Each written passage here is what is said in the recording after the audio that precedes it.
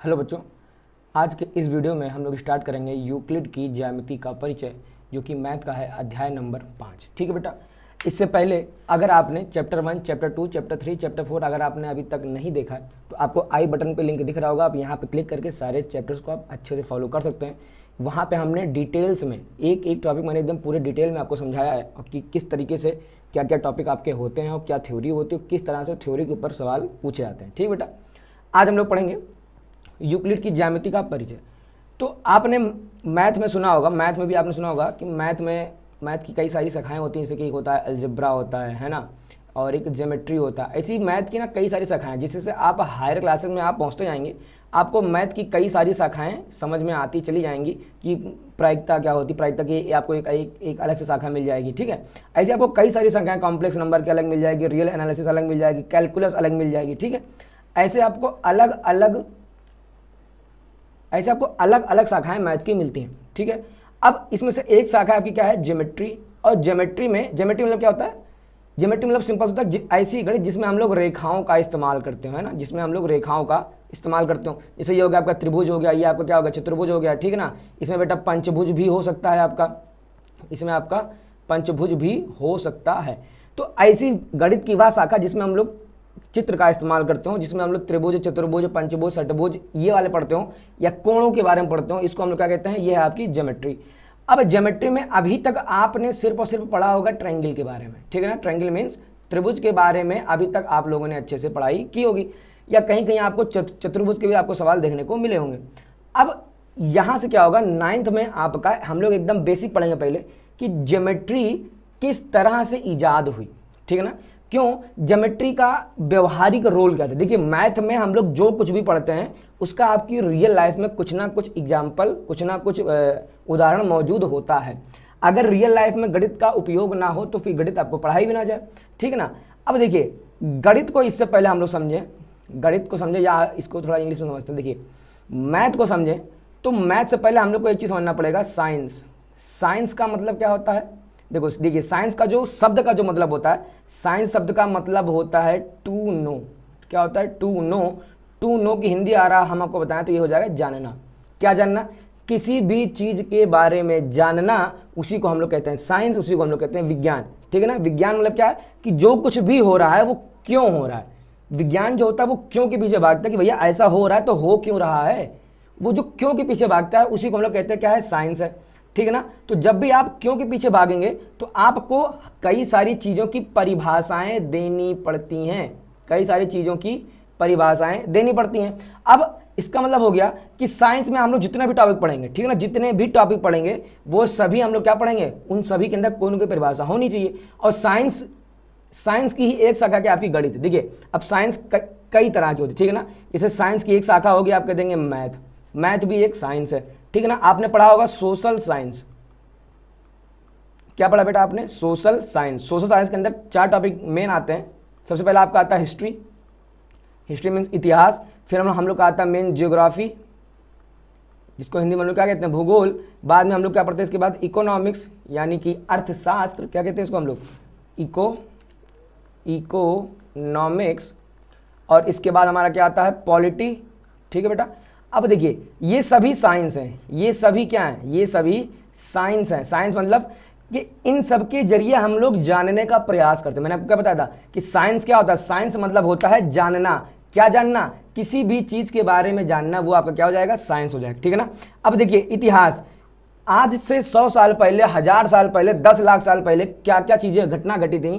ठीक है ना, उन चीजों के बारे में जानना, अपने पास्ट के बारे में जानना, वो क्या कहलाता है आपका इतिहास। ज्योग्राफी, पृथ्वी के बारे में जानना, चांद के बारे में जानना, सूरज के बारे में जानना, है ना, हवाएं चलती हैं तो हवाएं क्यों चलती हैं, बारिश होती तो बारिश क्यों होती है, आप समझ रहे हैं, गर्मी पड़ती तो गर्मी क्यों पड़ती है, दिन और रात क्यों होते हैं, ये सभी किसके अंतर्गत आएगा, ये सभी आपका अंतर्गत आएगा ज्योग्राफी के अंतर्गत, है ना, यानी भूगोल। भूगोल यानी पृथ्वी के बारे में जानना।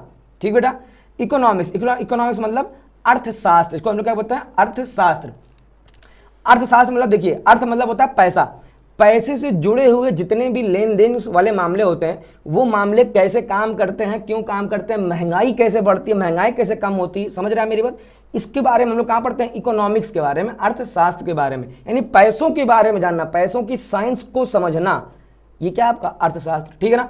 देखिए पॉलिटी, पॉलिटी मतलब क्या होता है, पॉलिटी मतलब होता है राजनीति विज्ञान, यानी कि हम जिस भी समाज में रह रहे हैं वहाँ पॉलिटिक्स होना बहुत जरूरी है। अगर पॉलिटिक्स नहीं होगा तो हम लोगों का जिंदा रह पाना मतलब संभव ही नहीं है। आप इसको ऐसे समझिए, जिंदा रह पाना संभव ही नहीं है, क्योंकि राजनीति है जो हमको खाना दे रही है, हमको हवा दे रही है, हमको पानी दे रही। अब आप कहेंगे हवा कैसे दे रही, देखिए हवा, वैसे तो हवा पेड़ ही दे रहे हैं, लेकिन अगर ज़्यादा पॉल्यूशन फैलने लगे तो फिर आपको हवा, आपकी हवा जो क्या हो जाएगी, वो आपकी हवा जहरीली हो जाएगी, ठीक है ना। तो ज़्यादा प्रदूषण ना पहले, ये भी राजनीति नियंत्रित करती है। जैसे जैसे आप बड़े होंगे आपको समझ में आएगा कि आपकी ज़िंदगी में 99% चीज़ें राजनीति के द्वारा ही संभव हैं, बिना राजनीति के कुछ भी संभव नहीं है, ठीक है ना। ये जो अभी हम लोग पढ़ाई कर रहे हैं, ये जिस इंटरनेट के द्वारा आप हमसे जुड़े हुए हैं, ये इंटरनेट भी राजनीति ही लेके आई है, ठीक बेटा। तो ये राजनीति काम कैसे करती है ना, राजनीति किस तरह से, राजनीति मतलब आप हमेशा ये मत समझिए कि पॉलिटिकल पार्टियां, राजनीति मतलब हम इंसान भी कैसे काम करते हैं, समाज में कानून व्यवस्था क्यों होनी चाहिए, क्यों नहीं होनी चाहिए, कानून व्यवस्था होती है तो देश कैसे चलता है, कानून व्यवस्था नहीं होती है तो देश में क्या क्या नुकसान होते हैं, संविधान क्या होता है, ये सब चीज़ हम लोग कहाँ पढ़ते हैं, हम लोग पढ़ते हैं पॉलिटी के अंतर्गत, ठीक है बेटा।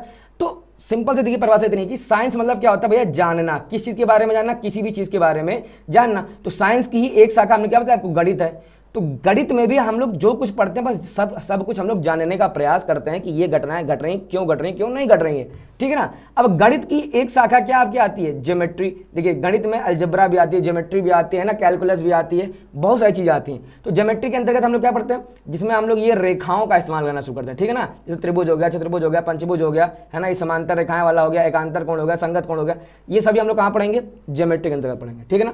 तो सबसे पहले हम लोग यूक्लिड की ज्यामिति का जो इतिहास है, इसमें हम लोग क्या पढ़ेंगे कि किस तरह से यूक्लिड ने अपने ज्यामिति का बहुत अच्छे से विकास किया, ठीक है ना। देखिए सबसे पहले हम लोग पढ़ते हैं कि जो ये शब्द है ज्यामिति, इसको इंग्लिश में लोग क्या कहते हैं, ज्योमेट्री शब्द यूनानी भाषा के शब्दों जियो और मीट्रेन यानी मापना से मिलकर बना है। देखिए समझे, जियो मतलब क्या होता है आपका पृथ्वी या भूमि, और मीट्रेन मतलब क्या होता है आपका मापना। तो कहने मतलब क्या हो गया कि ज्योमेट्री का जो अर्थ हुआ क्या हो गया, जियो धन मीट्रेन मतलब पृथ्वी या भूमि को मापना। यही लिखा हुआ है कि इससे ऐसा प्रतीत होता है, देखिए वर्ड यहाँ पे क्या है, प्रतीत होता है। अभी हम आपको समझाते हैं कि ज्यामिति का उद्गम भूमि मापने की आवश्यकता के कारण हुआ था, ऐसा प्रतीत होता। अब देखिए मेरी बात समझिए पहले, आज के 1000 साल पहले, 10,000 साल पहले एग्जैक्टली क्या हुआ था किसी को पता नहीं है। डायनासोर कैसे खत्म हुए किसी को पता नहीं है। हम और आप मतलब हमारे वैज्ञानिक केवल और केवल अंदाजा लगा सकते हैं, गेस कर सकते हैं कि ऐसा हुआ होगा। समझ रहे मेरी बात को, है ना। इसलिए क्या है कि ये जो ज्योमेट्री शब्द है, ज्योमेट्री शब्द जो है वो जियो धन मीटर से मिलकर बना है। अब जियो मतलब क्या होता है पृथ्वी, और मीटर मतलब क्या होता है मापना। तो इससे ऐसा प्रतीत होता है, ऐसा अंदाजा हम लोग लगा सकते हैं कि जो ज्योमेट्री है ना भाई साहब, ये भूमि मापने की आवश्यकता के कारण इसको बनाया गया था। किसको, ज्योमेट्री को, ठीक है। गणित की इस शाखा का अध्ययन प्रत्येक प्राचीन सभ्यताओं द्वारा विभिन्न रूपों में किया गया, चाहे वह सभ्यता मिस्र की हो, बेबीलोन की हो, चीन की हो, भारत की हो या फिर यूनान की हो आदि। अब समझिए जितनी भी सभ्यताएं आप पढ़ेंगे, अब आप अगर आपको ये ना पता हो कि सभ्यताएं क्या होती है, देखिए आज के 10,000 साल पहले 5,000 साल पहले कुछ इंसानों की बस्तियां थीं, वो बस्तियां कहाँ थीं, मिस्र में थीं, बेबीलोन में थीं, चीन में थी, भारत में भी थी और यूनान की थी, ठीक है ना। वो बस्तियां जो आज नहीं हैं, वे बस्तियां जो आज जिनका अस्तित्व नहीं है, ठीक है ना। जैसे अभी आप आगे इसमें आगे पढ़ेंगे, जैसे भारत में 2 तरह की हम लोग बस्तियों के बारे में पढ़ते हैं। वैसे भारत में कई तरह की सभ्यताएं थी, बट 2 मेनली सभ्यता आता है। सबसे पहला जो सभ्यता आता है वो आपका आता है हड़प्पा की सभ्यता, क्या बोलेंगे इसको, हड़प्पा की सभ्यता। और दूसरी सभ्यता आपको मिलेगी भारत में मोहनजोदड़ो की सभ्यता, है ना। और इसके ऊपर पिक्चर भी आपने देखी होगी ऋतिक रोशन वाली, ठीक है बेटा, मोहनजोदारो करके आई थी, ठीक है। बट ये क्या था, एक सभ्यता था। मोहनजोदड़ो पिक्चर में भी आपको दिखाया गया ना, मोहनजोदारो पिक्चर में दिखाया गया था ना कि उसमें किस तरह से बाढ़ आता है और ऋतिक रोशन अपने आप को बचा लेता है, ठीक है ना। तो ये आज हम लोग अंदाजा लगाते हैं कि ये जितनी सभ्यताएं पहले थी, सभ्यताएं मतलब इंसानों की बस्तियां, मिस्र में जो इंसान थे, बेबीलोन में जो इंसान थे, चीन में जो थे, भारत में जो थे, यूनान में जो थे, ये सभ्यताएं नष्ट कैसे हो गई, ठीक है ना। ये सभ्यता नष्ट कैसे होगी, हम लोग ये ऐसा अंदाजा लगाते हैं, खासकर हड़प्पा और मोहनजोदड़ो में हम लोग अंदाजा लगाते हैं कि चूंकि हड़प्पा और मोहनजोदड़ो क्या है, भारत में जो इसमें जो पाकिस्तान है ना, पाकिस्तान में जो नील नदी है, सॉरी पाकिस्तान में नील नदी नहीं है, पाकिस्तान में जो सिंधु नदी है ना, नील नदी तो आपकी यूरोप में है। देखिए हड़प्पा और मोहनजोदड़ो सिंधु घाटी सभ्यताएं कहलाती, क्यों, क्योंकि भारत में पहले भारत था, जब पाकिस्तान का विभाजन नहीं हुआ था तो भारत पाकिस्तान मिलकर एक था ना अविभाजित भारत। तो क्या था सीन ये था कि वहां पर सिंधु नदी है ना, इस समय प्रेजेंट टाइम पे आप देखेंगे तो सिंधु नदी जो है पाकिस्तान में, सिंधु नदी कहाँ पे है? पाकिस्तान में। तो सिंधु और इसकी सहायक नदियां 5 सहायक नदियां, ये आप भूगोल में अच्छे से आप पढ़ के आए होंगे, ठीक है ना। सिंधु और इसकी कितनी सहायक नदियां? 5। इसमें से मेन नदी कौन सी इसमें? सिंधु नदी है। तो ये जितनी सभ्यताएं हड़प्पा मोहनजोदड़ो ये सब इन्हीं नदियों के आसपास ही मौजूद थे, ठीक है ना। अब चूंकि ये सभ्यताएं सारी इन्हीं के आसपास मौजूद थे भाई साहब, तो अब हम लोग अंदाजा करते हैं कि ये सभ्यताएं गायब हो गई। क्यों? क्योंकि इन्हीं नदियों में बाढ़ आई होगी, इतनी बाढ़ आई होगी कि ये लोग अपने आप को बचा पाने में संभव, या ये लोग अपने आप को बचा नहीं पाए, इसलिए ये सारी की सारी सभ्यताएं नष्ट हो गई, ठीक है ना। ऐसा हम लोग प्रतीत कर सकते हैं, ऐसा हम लोग अंदाजा लगा सकते हैं, ठीक है ना। इन सभ्यताओं के लोगों ने अपनी कई व्यावहारिक समस्याओं, देखिए व्यावहारिक समस्याओं को सुलझाने में ज्यामिति का विभिन्न तरह से प्रयोग किया। जैसे एग्जाम्पल लिखा है कि नील नदी में आने वाली बाढ़ हर साल खेतों की परिसीमाओं को हम लोग इंग्लिश में कहते हैं बाउंड्री को नष्ट कर देती थी। बाढ़ के खत्म होने के बाद खेतों को पुनः बांटने के लिए मिस्रवासियों ने सरल क्षेत्रफल निकालने और सरल रचनाएं करने के लिए कई ज्यामितीय तकनीकें और नियम विकसित किए, ठीक है ना। देखिए हमने यहाँ पे लगा रखा साइन, देखिए बगल में नदी है, ठीक है ना। अब सपोज कर लिए कि इतना सा खेत किसी का है, इतना सा खेत किसी और का है, ऐसे छोटे छोटे खेत हम सबके बटे हुए थे, ठीक है ना। अब खेतों की अपनी बाउंड्री होती है, परिसीमाएं जिसको हम लोग हिंदी में कहते हैं, या गांव की भाषा में हम लोग कहते हैं मेड़ होती है, ठीक है ना। हमारे गांव में बस्ती साइड में इसको हम लोग क्या कहते हैं? हम लोग कहते हैं इसको मेड़। तो खेतों के जो मेड़ होते हैं, मेड़, अच्छा मेड़ क्यों बनाया जाता है? खेतों की बाउंड्री, ठीक है ना, कि मतलब इस खेत का जो मालिक हो, इस खेत का मालिक वो अपने ही जमीन में खेती करे, ऐसा ना हो कि वो बगल वाले जमीन में खेती करने लगे। अच्छा अब सोचिए इसको, अब भाई साहब बाढ़ आ गई, क्या आ गई? अब आप कहेंगे बाढ़ आ गई। तो जब बाढ़ आ गई तो बाढ़ क्या करेगा? बाढ़ इन सभी खेतों की बाउंड्रीज को नष्ट कर देगा, ठीक है ना। अब अगर आपको नहीं आइडिया है तो ये वही इंसान समझ सकता है जो जिसने कभी देखा हो, है ना। अगर आप गांव के होंगे ना, अगर आप गांव वाले बच्चे होंगे, आप इसको अच्छे से देख लेंगे कि अगर कभी गांव में बाढ़ आ जाती है तो खेतों की बाउंड्री सब साफ हो जाती है, ठीक ना। अगर आप शहर के होंगे तो आपको अच्छा पता हो कि खेतों की बाउंड्री क्यों, पूरा का पूरा शहर, पूरा घर आजकल बाढ़ों में बह जाता है। तो बेटा ये तो सिर्फ खेत का मेड़ है, ये क्या है? सिर्फ खेत का मेड़ है, ठीक है ना। अब समझिए, अब भाई साहब अब जब इनका वो आ गया, क्या कहते हैं, अब जब बाढ़ आ गई तो अब हुआ क्या? बाढ़ आने के पहले तो सबके अपने अपने फिक्स थे, लेकिन जैसे ही बाढ़ चली गई अब ये चारों लोग आपस में झगड़ा करेंगे। ये कहेगा कि इसका खेत इतना ज्यादा था, ये कहेगा भाई साहब नहीं मेरा खेत इतना ज्यादा था, हो सकता है कि ये कह दे कि नहीं ये इतना बड़ा खेत मेरा था। अब ये लोग आपस में झगड़ा ना करें, इसके लिए इन्हीं लोगों ने सरल क्षेत्रफल निकालने और सरल रचनाएं करने के लिए कुछ नियम बना लिए, कुछ नियम इन्होंने बना लिए। किसने? मिस्रवासियों ने। देखिए ध्यान से, ये नियम किसने बनाया? ये देखिए ध्यान से, ये क्या कह रहा है? मिस्रवासियों ने कुछ नियम बना लिए कि भैया इन्हीं के आधार पे अगर बाढ़ हर साल आए जाए हमें फर्क नहीं पड़ता, हमारे खेत का क्षेत्रफल अगर 400 मीटर स्क्वायर है तो मैं 400 मीटर स्क्वायर ही लूंगा, इससे ज़्यादा नहीं लूंगा, ठीक है ना। देखिए मैंने आपको अभी बताया था कुछ देर पहले कि हम लोग यहाँ पे जितनी भी चीज़ें पढ़ेंगे, इन सब का कुछ ना कुछ व्यवहारिक रोल मौजूद है, ठीक है ना।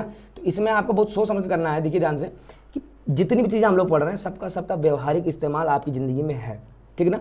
अब एक बच्चा ना इन चीज़ों को समझने का प्रयास नहीं करता है, अगर आप बिना समझे आप पढ़ेंगे। देखिए कई बच्चे तो यूक्लिड की ज्यामिति पढ़ते ही नहीं है ना, और कई टीचर पढ़ाते भी नहीं है। क्यों नहीं पढ़ाते हैं? क्योंकि पहली बात तो ये बोरिंग लगता है, कई बार ये बोरिंग लगता है। अब अपने सिर्फ पास्ट के बारे में जानना अधिकतर लोगों को बोरिंग लग सकता है, बट अगर आप एक अच्छे बच्चे हो तो आप इसलिए किसी एडिटिंग रहेगा यहाँ पे, अगर आप अच्छे बच्चे हो तो आप किसी भी चीज़ को इसलिए सिर्फ मत पढ़िए कि वो अच्छी है या बुरी है, आप इसलिए पढ़िए क्योंकि अगर सरकार ने, अगर कुछ कमेटियों ने, अगर सरकार के विशेषज्ञों ने अगर उस टॉपिक को आपके सिलेबस में रखा है तो वो कुछ सोच समझ के ही रखा होगा, ठीक है बेटा। तो आपको अच्छा लगे या बुरा लगे आपको पढ़ना चाहिए, ठीक बेटा। एक अच्छे बच्चे की यही निशानी होती है। वरना आजकल भी हम लोग जब अपने ऑफलाइन क्लास में जब पढ़ाते हैं ना क्लास 12 के बच्चों को, उनसे हम लोग पूछते हैं कि यूक्लिड की ज्यामिति पढ़ के आए थे, उनको पता ही नहीं होता है, ठीक है ना। उनको नहीं पता कि एक रेखा की परिभाषा क्या होती है, एक बिंदु की परिभाषा क्या होती है, उनको नहीं पता प्रमेय और अभिधारणा और अभिगृहित में फर्क क्या होता है, ठीक बेटा। अगर आप अच्छे बच्चे हो तो आप इसको वीडियो को पूरा जरूर देखिए, ठीक है। और उम्मीद करते हैं हमने यहाँ पे चित्र उत्र का भी हमने इस्तेमाल किया है और हमने कोशिश करी कि ये जो हिस्ट्री हम लोग पढ़ रहे हैं ये बोरिंग ना लगे आपको, ठीक है ना। एकदम हम लोगों ने बेसिक से स्टार्ट कर रहे हैं कि किस तरह से उस जमाने में जितने भी इंसान थे 5000 साल पहले, 10,000 साल पहले, उनकी क्या समस्याएं थी और किस तरह से वो लोग अपनी समस्याओं का निराकरण करते थे, ठीक। ठीक है ना। अब देखिए बगल में जो ये वाली जो इमेज आप देख रहे हैं, ये किसी एक सभ्यता का पत्थर मिला है, ठीक है ना। ये जितनी सभ्यता आपने पढ़ी है किसी एक सभ्यता के पत्थर है, और देखिए उसके पत्थर में आप देख रहे होंगे, ध्यान से देखिए, चलिए मैं थोड़ा सा जूम कर देता हूँ।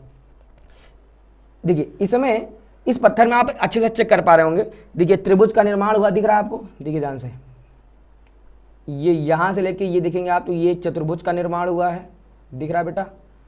और ये फिर इसका ये क्या है बेटा, ये है आपका विकर्ण, ठीक है ना। और इस देखिए इसके बाहर आपका क्या दिख रहा है, इसके बाहर आपका दिख रहा है ये सर्किल दिख रहा है, ठीक है ना। और इसके बाहर देखिए आपको कुछ और आकृति यहाँ पे दिख रही होंगी। ये सभी जब पत्थर हमको मिलने शुरू हुए तब हम लोग का दिमाग ठनका कि इसका मतलब कि भैया ये जितने भी पुरानी सभ्यताएं थी इनको भी अच्छे से पता था कि ज्योमेट्री क्या होती है, कैसे होती है, ठीक है ना। ये सभी चीजें इस बात का प्रूफ होती है, ठीक बेटा। देखिए अगला क्या कह रहा है इस ज्यामिति के ज्ञान का उपयोग उन्होंने अन्न भंडारों के आयतन निकालने, पिरामिडों के निर्माण में, नहरों के निर्माण आदि में भी किया। अब जो मिस्र वाले थे इन्होंने सिर्फ खेत का क्षेत्रफल नहीं निकाला अपना, इन्होंने अन्न भंडार मतलब जहां पे अनाज रखे जाते हैं, इन्होंने अन्न भंडार का आयतन भी निकाल लिया, ठीक है ना, कि भैया हमारे पास कितना अनाज है और इन अनाजों को रखने के लिए कितना आयतन लगेगा, उस हिसाब से ये लोग अपना गोदाम वोदाम बना लिया करते थे, ठीक है। कह रहा है पिरामिडों के निर्माण, अब देखिए ये आपने सुना होगा, ये मिस्र के पिरामिड हैं, ये आपने सुना होगा मिस्र के पिरामिड हैं। अब जरा पिरामिडों पे अगर आप फोकस करेंगे, आप ध्यान से देखिए, इसमें किसी खास पैटर्न का इस्तेमाल किया था। देखिए अभी इसके बारे में वैज्ञानिक लोग काफ़ी कुछ चीज़ें पता लगा रहे हैं, ठीक है ना। जितनी नॉलेज अभी तक हमको आई है, देखिए कैसे बन गया, क्या बन गया, क्या नहीं बन गया, ये आपने यूट्यूब पर ऑलरेडी देख रखा होगा। वो जो ऐसे वीडियो आपको मिलते हैं ना कि क्या आप जानते हैं, ऐसे वाले वीडियोस में आप बहुत अच्छे से, वो लोग हॉरर मतलब हॉरर बीजीएम का इस्तेमाल करके वो लोग बहुत अच्छे से बना देते हैं कि कुछ लोग तो ये भी कहते हैं इसको एलियन ने बनाया। तो जब तक हमारे पास कोई प्रॉपर सबूत ना आ जाए तब तक हम लोग नहीं कह सकते कि एलियन ने बनाया, कि इंसानों ने बनाया, कि क्या है, ठीक है ना। बट हमें इतना तो पता है कि ये जितनी भी पिरामिड्स बनाई गई हैं इनमें किसी ना किसी खास तरह की ज्योमेट्री का इस्तेमाल किया गया। देखिए ये 3 पिरामिड मेन है, ठीक है ना, ये है पहला वाला, ये है दूसरा वाला और ये है आपका तीसरा वाला। देख रहे हैं आप, ये 3 पिरामिड है भाई साहब। अब देखिए ध्यान से, इन 3 पिरामिडों को अगर हम लोग ऊपर से देखें तो ये आपको दिख रहा है इसे ऊपर से, ठीक है ना। अगर हम लोग इसे साइड से देखेंगे तो देख रहे हैं ना आप, यहाँ पे कुछ ना कुछ एक स्पेशल एंगल का इस्तेमाल किया गया है, ठीक है ना। अगर आप इन तीनों को अगर दूर से देखेंगे तो ये छोटा है, इसके बाद ये बड़ा है, और लगभग इसके बराबरी क्या है, ये, ठीक है ना। तो अगर ये एक खास पैटर्न में बनाए गए हैं तो इसका मतलब है ना कि उनको अच्छे से ज्ञात होगा कि ये चीजें हैं क्या, ठीक है बेटा। ये हो गया आपका कि पिरामिडों के उसमें भी इन्होंने इस्तेमाल इसका किया था। अब देखिए अगला क्या कह रहा है, इसी तरह भारतीय उपमहाद्वीप की सभ्यताओं हड़प्पा और मोहनजोदड़ो ने भी ज्यामिति का प्रचुर मात्रा में उपयोग किया। यह मैंने आपको बता दिया, ये भारतीय सभ्यताएं कौन कौन सी हमारी भारतीय सभ्यता हमारी है, हड़प्पा और मोहनजोदड़ो। कहाँ पे पाई गई हैं, प्रेजेंट टाइम पे ये पाकिस्तान में है, लेकिन उस समय ये अविभाजित भारत में थी जब हमारे ऊपर इंग्लैंड का राज था, है ना, जब अंग्रेजों का राज था। कह रहे इन सभ्यताओं का समाज, किन सभ्यताओं का, अब हम लोग बात करेंगे हड़प्पा की बात करेंगे और अब हम लोग बात करेंगे मोहनजोदड़ो की बात करेंगे। कह रहे इन सभ्यताओं का जो समाज था एक उच्च कोटि का संगठित समाज था जिसके शहर अत्यंत विकसित और योजनाबद्ध ढंग से निर्मित होते थे। उदाहरण क्या कह रहा है इन दोनों के जो शहर थे ना वो अत्यंत विकसित थे। अत्यंत विकसित मतलब आज जैसे शहर नहीं थे, आप ये ना समझिएगा कि जैसे आज बड़ी बड़ी बिल्डिंगें हैं ऐसी शहर नहीं, ना ऐसी शहर नहीं। विकसित शब्द जो होता है ये हड़प्पा और मोहनजोदड़ो का जो भी समय काल हो, ये जिस भी समय में रहे होंगे, ये अपने आस पास इनकी जितनी भी बस्तियां थी उन सभी बस्तियों से ज्यादा विकसित शहर किसके थे, हड़प्पा और मोहनजोदड़ो के थे। अब विकसित कैसे थे जरा हम लोग उसको पढ़ते हैं। क्या कह रहा है, जैसे सड़कों का परस्पर समांतर होना, मतलब हड़प्पा और मोहनजोदड़ो की जो सड़कें थीं वो परस्पर समांतर होती थीं। कह रहा भूमिगत नालियों का होना, भूमिगत नाली मतलब जैसे हम लोग आजकल देखते हैं नाली, है ना, शहरों में खासकर आपको देखने को मिल जाता है कि नाली अंदर, उसके ऊपर हम लोग क्या करते हैं, उसके ऊपर हम लोग ऐसे पत्थर रख के उसको ढक देते हैं। वो क्या होता है कि भूमिगत नालियाँ। घरों में विभिन्न प्रकार के अनेक कमरों का होना, जैसे आज का हम लोग देखते हैं कि कम से कम 3-4 कमरे हमारे होते ही होते हैं। अब उन 3-4 कमरों को बनाने के लिए भाई साहब आपके पास ज्योमेट्री का नॉलेज होना चाहिए कि नहीं होना चाहिए। अगर आप एक घर बना रहे हो या अगर आपका घर बन रहा हो तो कभी आप देखिएगा कि आपके घर की एक लंबाई, एक चौड़ाई, हर चीज़ एक फिक्स है कि इस घर की किचन का कितना लंबाई कितना चौड़ाई होगा, वॉशरूम का कितना लंबाई कितना चौड़ाई होगा, है ना, बेडरूम का कितना लंबाई कितना चौड़ाई होगा, है ना, समझ रहे आप। ये हड़प्पा और मोहनजोदड़ो में था, आप समझिए। या जो हम लोग कर रहे हैं ये हमारी जो सभ्यताएं थी ना आज 5000 साल पहले, 10,000 साल पहले, ये उनके पास ऑलरेडी था। देखिए क्या कह रहा है, ईंटों की लंबाई, चौड़ाई और मोटाई में 4:2:1 का अनुपात होना। आप समझिए, ईंटें आपकी क्या होती हैं, एक 3D होता है। ईंटें जो हमारी होती हैं वो कैसे होती है हमारी, वो हमारी 3D आकृति होती है। 3D आकृति मतलब कुछ इस तरह की होती हैं, देखिए ध्यान से, ये है आपकी एक ईंट, ठीक है ना। अब यानी देखा जाए अगर तो ईंटों का जो आकार होता है वो कैसा होता है, घनाभाकार होता है, ठीक है ना। अगर आपको थोड़ा बहुत आइडिया हो तो घनाभा का मतलब जिसमें लंबाई, चौड़ाई, ऊंचाई या मोटाई हो, ठीक है ना। तो कह रहा है लंबाई 4, चौड़ाई 2 और मोटाई 1, 4:2:1 का ईंट था किसके पास, हड़प्पा और मोहनजोदड़ो के पास। और किसी सभ्यताओं में इस अनुपात की यानी इतनी परफेक्ट अनुपात की ईंटें नहीं मिली हैं। समझ में आ रहा है आपको, इसलिए हमने इनको क्या बोला कि भैया ये अत्यंत विकसित और अत्यंत ही योजनाबद्ध मतलब इनको बहुत प्लानिंग के तहत बसाया गया था, किसको, हड़प्पा और मोहनजोदड़ो को, ठीक है बेटा। क्या कह रहा है इसका, देखिए कह रहा है इसके अलावा वैदिक काल में धार्मिक कार्यों जैसे वेदी और अग्निकुंड के निर्माण में भी ज्यामिति का उपयोग हुआ। वैदिक का मतलब वो समय, वो काल जिसमें वेदों की रचना हुई है। वेद अपने पास 4 हैं, ऋग्वेद, सामवेद, अथर्ववेद और यजुर्वेद, ठीक है बेटा। ये 4 वेद कब बने थे, जब भारत आजाद हो रहा था। किससे आजाद हो रहा था, एकदम आदिवासी से, एकदम गुलामी से, है ना, एकदम जंगली पने से। आप इसको ऐसे समझिए, आज़ादी वाला भारत मैं ये नहीं कह रहा हूँ कि जब अभी हम 1947 में आज़ाद हुए, ना ना ना, जब पूरी दुनिया खाना पीना सीख रही थी तब हमारे यहाँ वेदों का निर्माण हो रहा था, ठीक है ना। और वेदों का निर्माण आप कब करेंगे, पढ़ाई लिखाई में आपका मन कब लगता है, जब आपका पेट भरा हो, है ना। आपने सुना भी होगा कि रोटी, कपड़ा और मकान, रोटी, कपड़ा और, ठीक है ना भाई साहब, रोटी, कपड़ा और मकान, ये जो 3 चीजें हैं ना, ये 3 चीजें इंसानों की बेसिक जरूरतें हैं। मतलब सबसे पहले इंसान को रोटी मतलब क्या, पेट भरना आना चाहिए। जब इंसान का पेट भरता है तब फिर वो कपड़े की चिंता करता है कि भाई कपड़े अब अच्छे पहनने हैं। फिर जब रोटी कपड़ा हो जाता है फिर वो अपने मकान की चिंता करता है कि एक मकान अच्छा होगा। और जब आप इन तीनों चीज़ों से जब आप फ्री हो जाते हैं तब आप भगवान का ध्यान करते हैं, तब आप अपनी लाइफ की चिंताओं यानी तब आप अपनी लाइफ में शांति पाना चाहते हैं। इसको ऐसे समझिए, तब अपनी लाइफ में आप एक शांति पाना चाहते हैं, ठीक है ना। और शांति पाने मतलब क्या हुआ कि तब हम लोग जब ये ऋग्वेद की जब हम लोग रचना कर रहे थे तब और दुनिया को पता भी नहीं था कि ऐसा कुछ होता भी है, लिखावट क्या होती है, ठीक है ना। तो इसका मतलब क्या हो गया कि हम लोगों ने जब पूरी दुनिया रोटी कपड़ा मकान से आज़ादी नहीं पाई थी तब हम लोग रोटी कपड़ा और मकान से आज़ादी पा चुके थे, ठीक है ना। वही कह रहा है कि वैदिक काल में जैसे वेदी और अग्निकुंड, अब जिसके यहाँ हवन वन होता है ना, आपने देखा होगा, ठीक है ना। देखिए हवन करने से पहले पंडित जी कुछ इस तरह की आकृतियां कई बार बना देते हैं, ठीक है ना। ये सभी चीजें कहाँ से आती हैं, ये सभी चीजें ऋग्वेद, सामवेद, अथर्ववेद, यजुर्वेद, ये सब चीजें यहाँ से निकल के आती हैं, ठीक है ना। अग्निकुंड के निर्माण में भी ज्यामिति का उपयोग किया गया। घरेलू धार्मिक कार्यों में वर्गाकार और वृत्ताकार वेदियों का निर्माण होता। देखिए ध्यान से, अगर घर का कोई धार्मिक काम आपको करना है तो वर्गाकार और वृत्ताकार वेदी आपका बनेगा, ठीक है ना। वहीं सार्वजनिक पूजा स्थल क्या होता है, मतलब ऐसा पूजा स्थल, अब जैसे कि मैं कोई यज्ञ करवा रहा हूँ तो यज्ञ समाज के लिए होता है, ठीक है ना। तो वहाँ का जो पूजा स्थल होगा वहाँ हम लोग आयत बनाएंगे, त्रिभुज बनाएंगे और समलंब, इनके संयोजनों से निर्मित आकारों का निर्माण होता था। समझिए, देखिए अंतर है। अगर वर्गाकार और वृत्ताकार वेदी कहीं आपको मिल जाए हड़प्पा से बता, इसका मतलब क्या था कि वो वेदी किसी घरेलू धार्मिक कार्य के लिए बनाई गई होगी, ठीक है ना। वहीं अगर किसी वेदी में अगर आपको आयत दिख जाए, त्रिभुज दिख जाए, समलंब दिख जाए, समलंब चतुर्भुज होता है, ठीक है बेटा। तो अगर ये सब चीजें दिख जाएं तो पक्का वो सार्वजनिक पूजा स्थलों के लिए बनाई जाती थी। आप देख रहे हैं ना, ये सब चीजें उस जमाने में होता था। कब, हड़प्पा और मोहनजोदड़ो ने भी इसको फॉलो किया है, ठीक है। तो हड़प्पा और मोहनजोदड़ो से भी शायद पुराना हमारा ऋग्वेद काल, ठीक है ना। देखा क्या कह रहा है अथर्ववेद में वर्णित श्री यंत्र। अब अथर्ववेद मैंने आपको बताया 4 वेद में से एक वेद ये, इसमें एक वर्णन हुआ किसका, श्री यंत्र का। इसमें एक दूसरे से जुड़े 9 समद्विबाहु त्रिभुज इस प्रकार होते थे कि इनसे 43 छोटे त्रिभुजों का निर्माण होता था। देखिए आपको ये दिख रहा होगा, ये आपका क्या है, श्री यंत्र, ठीक है ना। ये आपका क्या है, श्री यंत्र। अब आप देख रहे हैं इसमें कितने छोटे बड़े त्रिभुज बन रहे हैं, ठीक है ना। अब इसमें 9 समद्विबाहु त्रिभुज का इस्तेमाल किया गया है, लेकिन वो किस प्रकार का इस्तेमाल किया गया, इनसे 43 छोटे बड़े त्रिभुजों का निर्माण हुआ है, ठीक है ना। अगर आप इसको ध्यान से देखेंगे ना बेटा तो इसकी आकृति कुछ ऐसे है ना, पहले एक त्रिभुज मैंने ऐसे बना दिया, फिर एक मैंने ऐसे बना दिया, है ना। आप देखिए, ये देखिए, एक ये ऐसे उल्टा सा है, फिर एक ये ऐसे उल्टा सा है, फिर एक ये ऐसे उल्टा सा है, ठीक है ना। आप जब आप कभी इसके आप एक काम करिए, आप इस पिक्स को आप गूगल में जाइए, सर्च करिए श्री यंत्र करके, ठीक है ना। फिर उसके बाद आप इसको अच्छे से जूम करके आप इसमें देखिए कि क्या आपको इसमें 43 त्रिभुज दिख रहे हैं। अगर आपको 20-25 भी दिख गया ना तो आपको बहुत अच्छे से दिख गया त्रिभुज, ठीक है ना।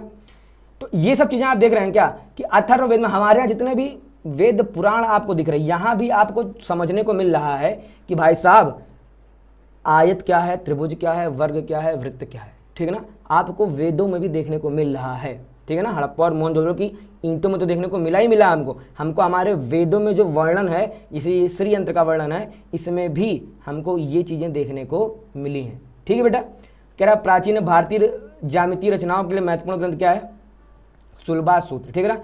ये अब देखिए सुलभा सूत्र नामक ग्रंथ था, ठीक है ना। इस ग्रंथ में आपको क्या मिलेगा, केवल और केवल प्राचीन भारतीय ज्यामितीय रचनाएं, ठीक है ना। हमारे उस समय के जितने भी गणितज्ञ थे उन्होंने कौन कौन सी ज्यामितीय रचनाएं करी, ठीक है ना, ये आपको कहाँ मिलेगा, सुलभा सूत्र में, ठीक है ना। जैसे आर्यभट्ट प्रथम हो गए ना, भास्कराचार्य हो गए, इन लोगों ने काफ़ी सारे काम किए थे, तो इन सब के काम आपको कहाँ मिल जाएंगे, सुलभा सूत्र में, ठीक बेटा। अगले देखिए आपसे क्या कह रहा है, कह रहा प्राचीन समय में ज्यामिति के ज्ञान को एक पीढ़ी से दूसरी पीढ़ी तक या तो मौखिक रूप से या फिर ताड़ के वृक्ष की पत्तियों पर लिखकर पहुंचाया जाता था। अब ताड़ के वृक्ष की पत्तियां के बेटा देखिए आपको दिख रहा है, ये ताड़ के वृक्ष की पत्तियां, ठीक है ना।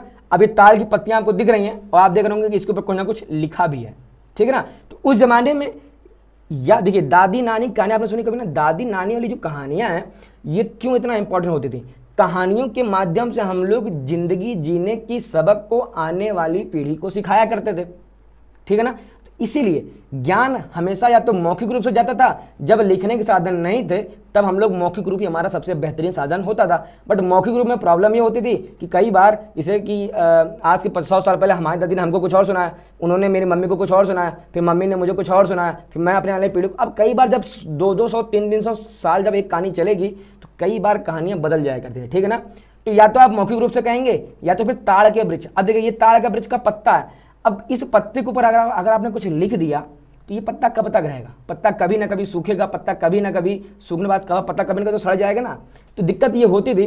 बट जब अपने पास जब कागज नहीं था, जब अपने पास ऐसी स्क्रीन नहीं थी, तब ये ताड़ का वृक्ष ही बहुत इंपॉर्टेंट होता था। हालांकि आज इनकी कोई वैल्यू नहीं है, ठीक बेटा। इसके अलावा ज्यामिति का विकास भी बड़े अव्यवस्थित तरीके से हो रहा था। मतलब कि उस जमाने में जितनी सभ्यताएं थी, हड़प्पा सभ्यता हो, मिस्र की सभ्यता हो, बेबीलोन की सभ्यता हो, चीन की सभ्यता हो, मोहनजोदड़ो सभ्यता हो, इन सभी में ज्यामिति का विकास तो हो रहा था लेकिन एक अव्यवस्थित तरीके से हो रहा था। कोई एक पैटर्न लोग फॉलो नहीं कर रहे थे। जैसे एग्जाम्पल यहाँ लिखा है, देखिए कह रहा मिस्र वासियों द्वारा विकसित ज्यामिति में मुख्यतः परिणामों के कथन, ठीक है ना, जबकि यूनानी सभ्यता में रचनाओं के चरण पर बल दिया जाता था। समझ रहे आप, मिस्रवासी जो भी ज्यामिति करते थे वो केवल कथन की बात करते थे, ठीक है ना। कथन का मतलब कि वो केवल ऐसे स्टेटमेंट की बात करते थे, ठीक है ना। जैसे कि स्टेटमेंट मैं आपको दे दूं कि त्रिभुज का क्षेत्रफल 1/2 आधार गुणे ऊंचाई होता है, ये वो लोग केवल इस कथन के द्वारा वो लोग पूरा अपना काम कर लिया करते थे।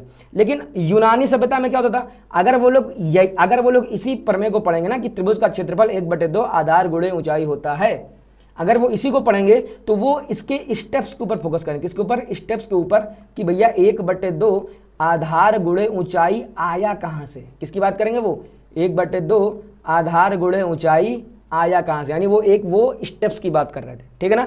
तो यूनान के लोग स्टेप्स को फॉलो क्या करते थे, मिस्र के लोग परिणामों के कथन को ही फॉलो क्या करते थे, ठीक है ना। अब क्या था देखिए, अगला पॉइंट कह रहा है यूनानी गणितज्ञ थेल्स ने ही सबसे पहली ज्ञात उपपत्ति यानी प्रूफ दी थी। उन्होंने बताया कि वृत्त का व्यास वृत्त को 2 बराबर भागों में बांटता है, और ये जो प्रसिद्ध पाइथागोरस जो थे वो इन्हीं के शिष्य थे, समझिए।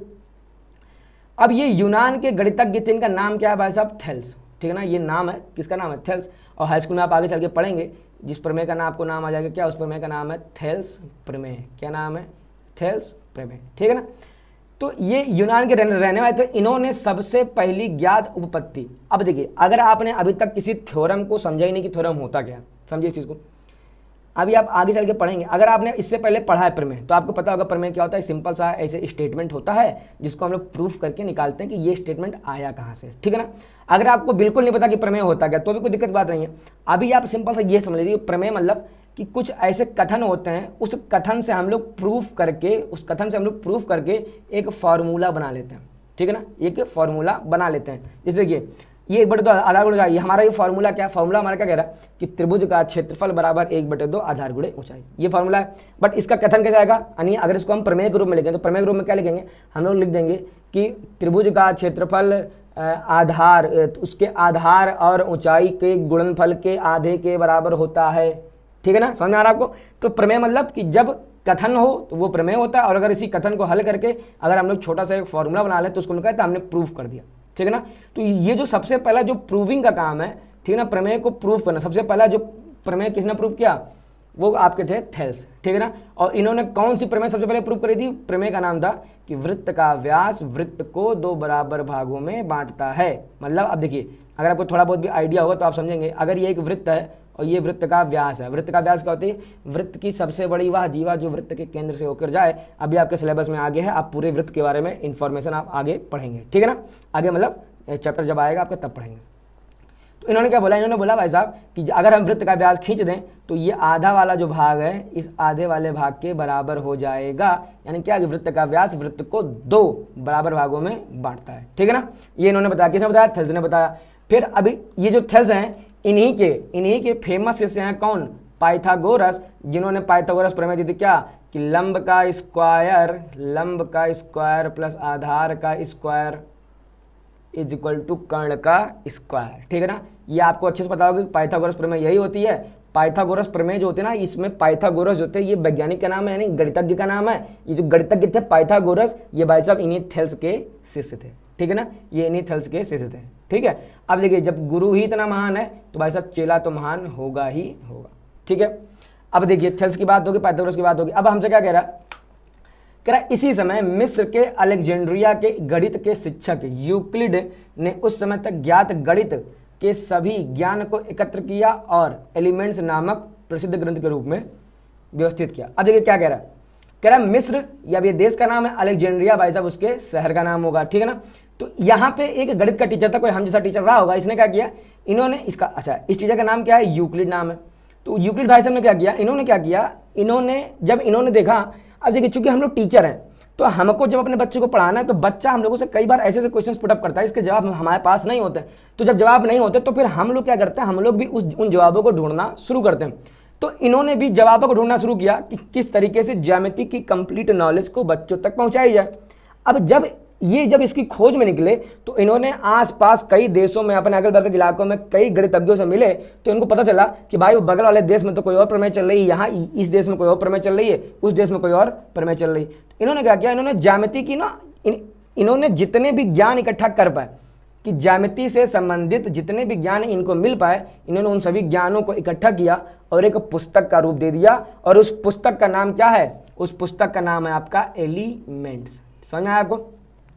यूक्लिड ने क्या किया, गणित के टीचर थे, कहाँ के थे, मिस्र के, अलेक्जेंड्रिया के थे। इन्होंने क्या किया, इन्होंने जगह जगह घूमकर ज्यामिति के ज्ञान को इकट्ठा किया और उसको एक पुस्तक का रूप दिया, यानी उसको एक पुस्तक के रूप में छपवा दिया। ठीक है ना, आप देख रहे हैं ये है उनकी पुस्तक। ठीक है, अब देखिए ये इधर लिखा है, ये यूक्लिड ही लिखा है, बट अब चूंकि ये मिस्र की लैंग्वेज है तो देखिए हम लोग जब लिखेंगे ना यूक्लिड हिंदुस्तानी लैंग्वेज में, हिंदुस्तानी मतलब इंग्लिश में, EUCLIDS, ये हमारे लिए यूक्लिड है, ये वहाँ के लिए यूक्लिड है, EVCLIDI है ना, इविक्लिडिस है ना, एलिमेंटरम। अब देख रहे हैं हमारे लिए क्या, ये एलिमेंट्स नामक ग्रंथ है, उनके लिए क्या है, ये एलिमेंटरम।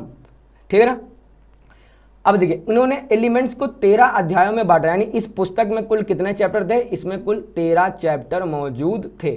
ठीक है ना, जिनमें से प्रत्येक को पुस्तिका माना जाता है। कहने मतलब क्या हो गया कि 13 चैप्टर मतलब 13 पुस्तिकाएं, मतलब एक चैप्टर को ये लोग एक पुस्तिका कहते हैं। देखिए पुस्तक मतलब बड़ा सा ना, मोटा सा, इसके अंदर का जितने चैप्टर हैं उन चैप्टर को इन्होंने नाम दिया पुस्तिका।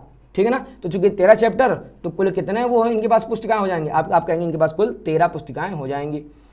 इन पुस्तिकाओं ने समस्त विश्व की ज्यामिति संबंधी समझ को आने वाली कई पीढ़ियों तक प्रभावित किया।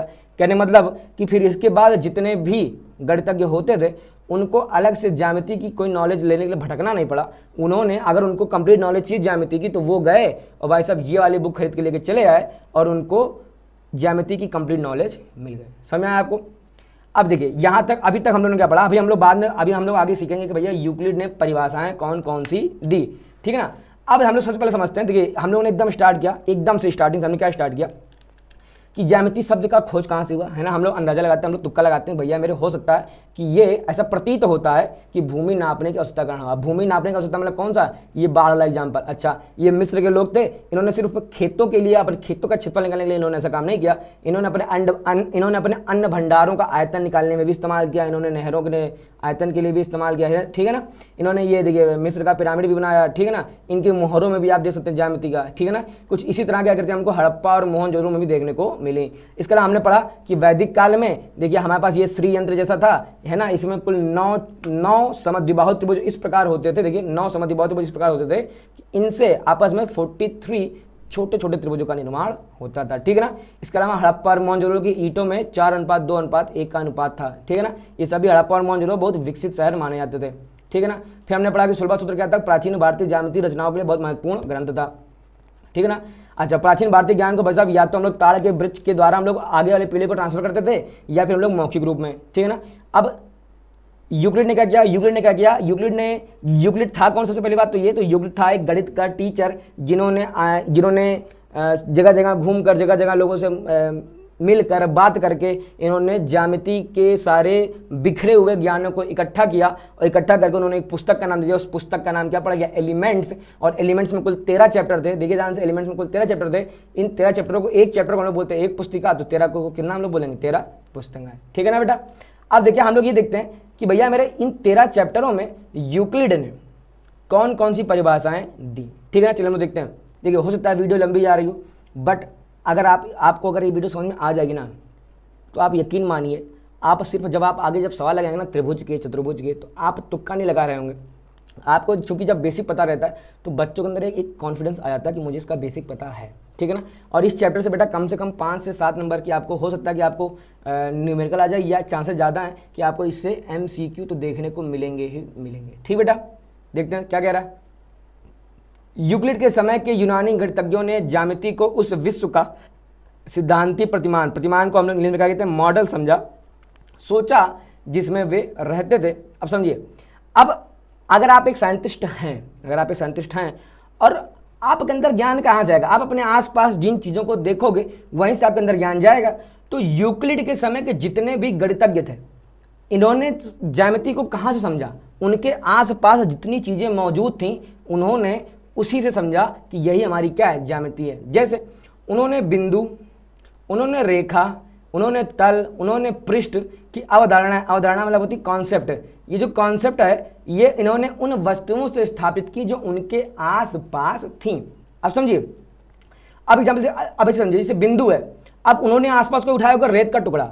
अब रेत का जो एक बिंदु होता है ना, रेत का एक भाग लीजिए आप, वो जो एक भाग है ना वही आपका क्या होगा, बिंदु होगा। तो इन्होंने सोचा यार ये भी तो कोई ना कोई चीज़ है। अच्छा, रेखा इन्होंने कहाँ देखी होगी, अब सपोज करिए इन्होंने कोई ऐसे लकड़ी का इन्होंने टुकड़ा देखा होगा पड़ा कहीं, ठीक है ना। तो अब लकड़ी का जो ये बाउंड्री है यही आपकी क्या है, रेखा है। तल मतलब क्या होता है, सपोज करिए कहीं पत्थर पड़ा है आपका। अब पत्थर कैसा होता है, पत्थर आपका होता है 3D आकृति होती है, ठीक है ना।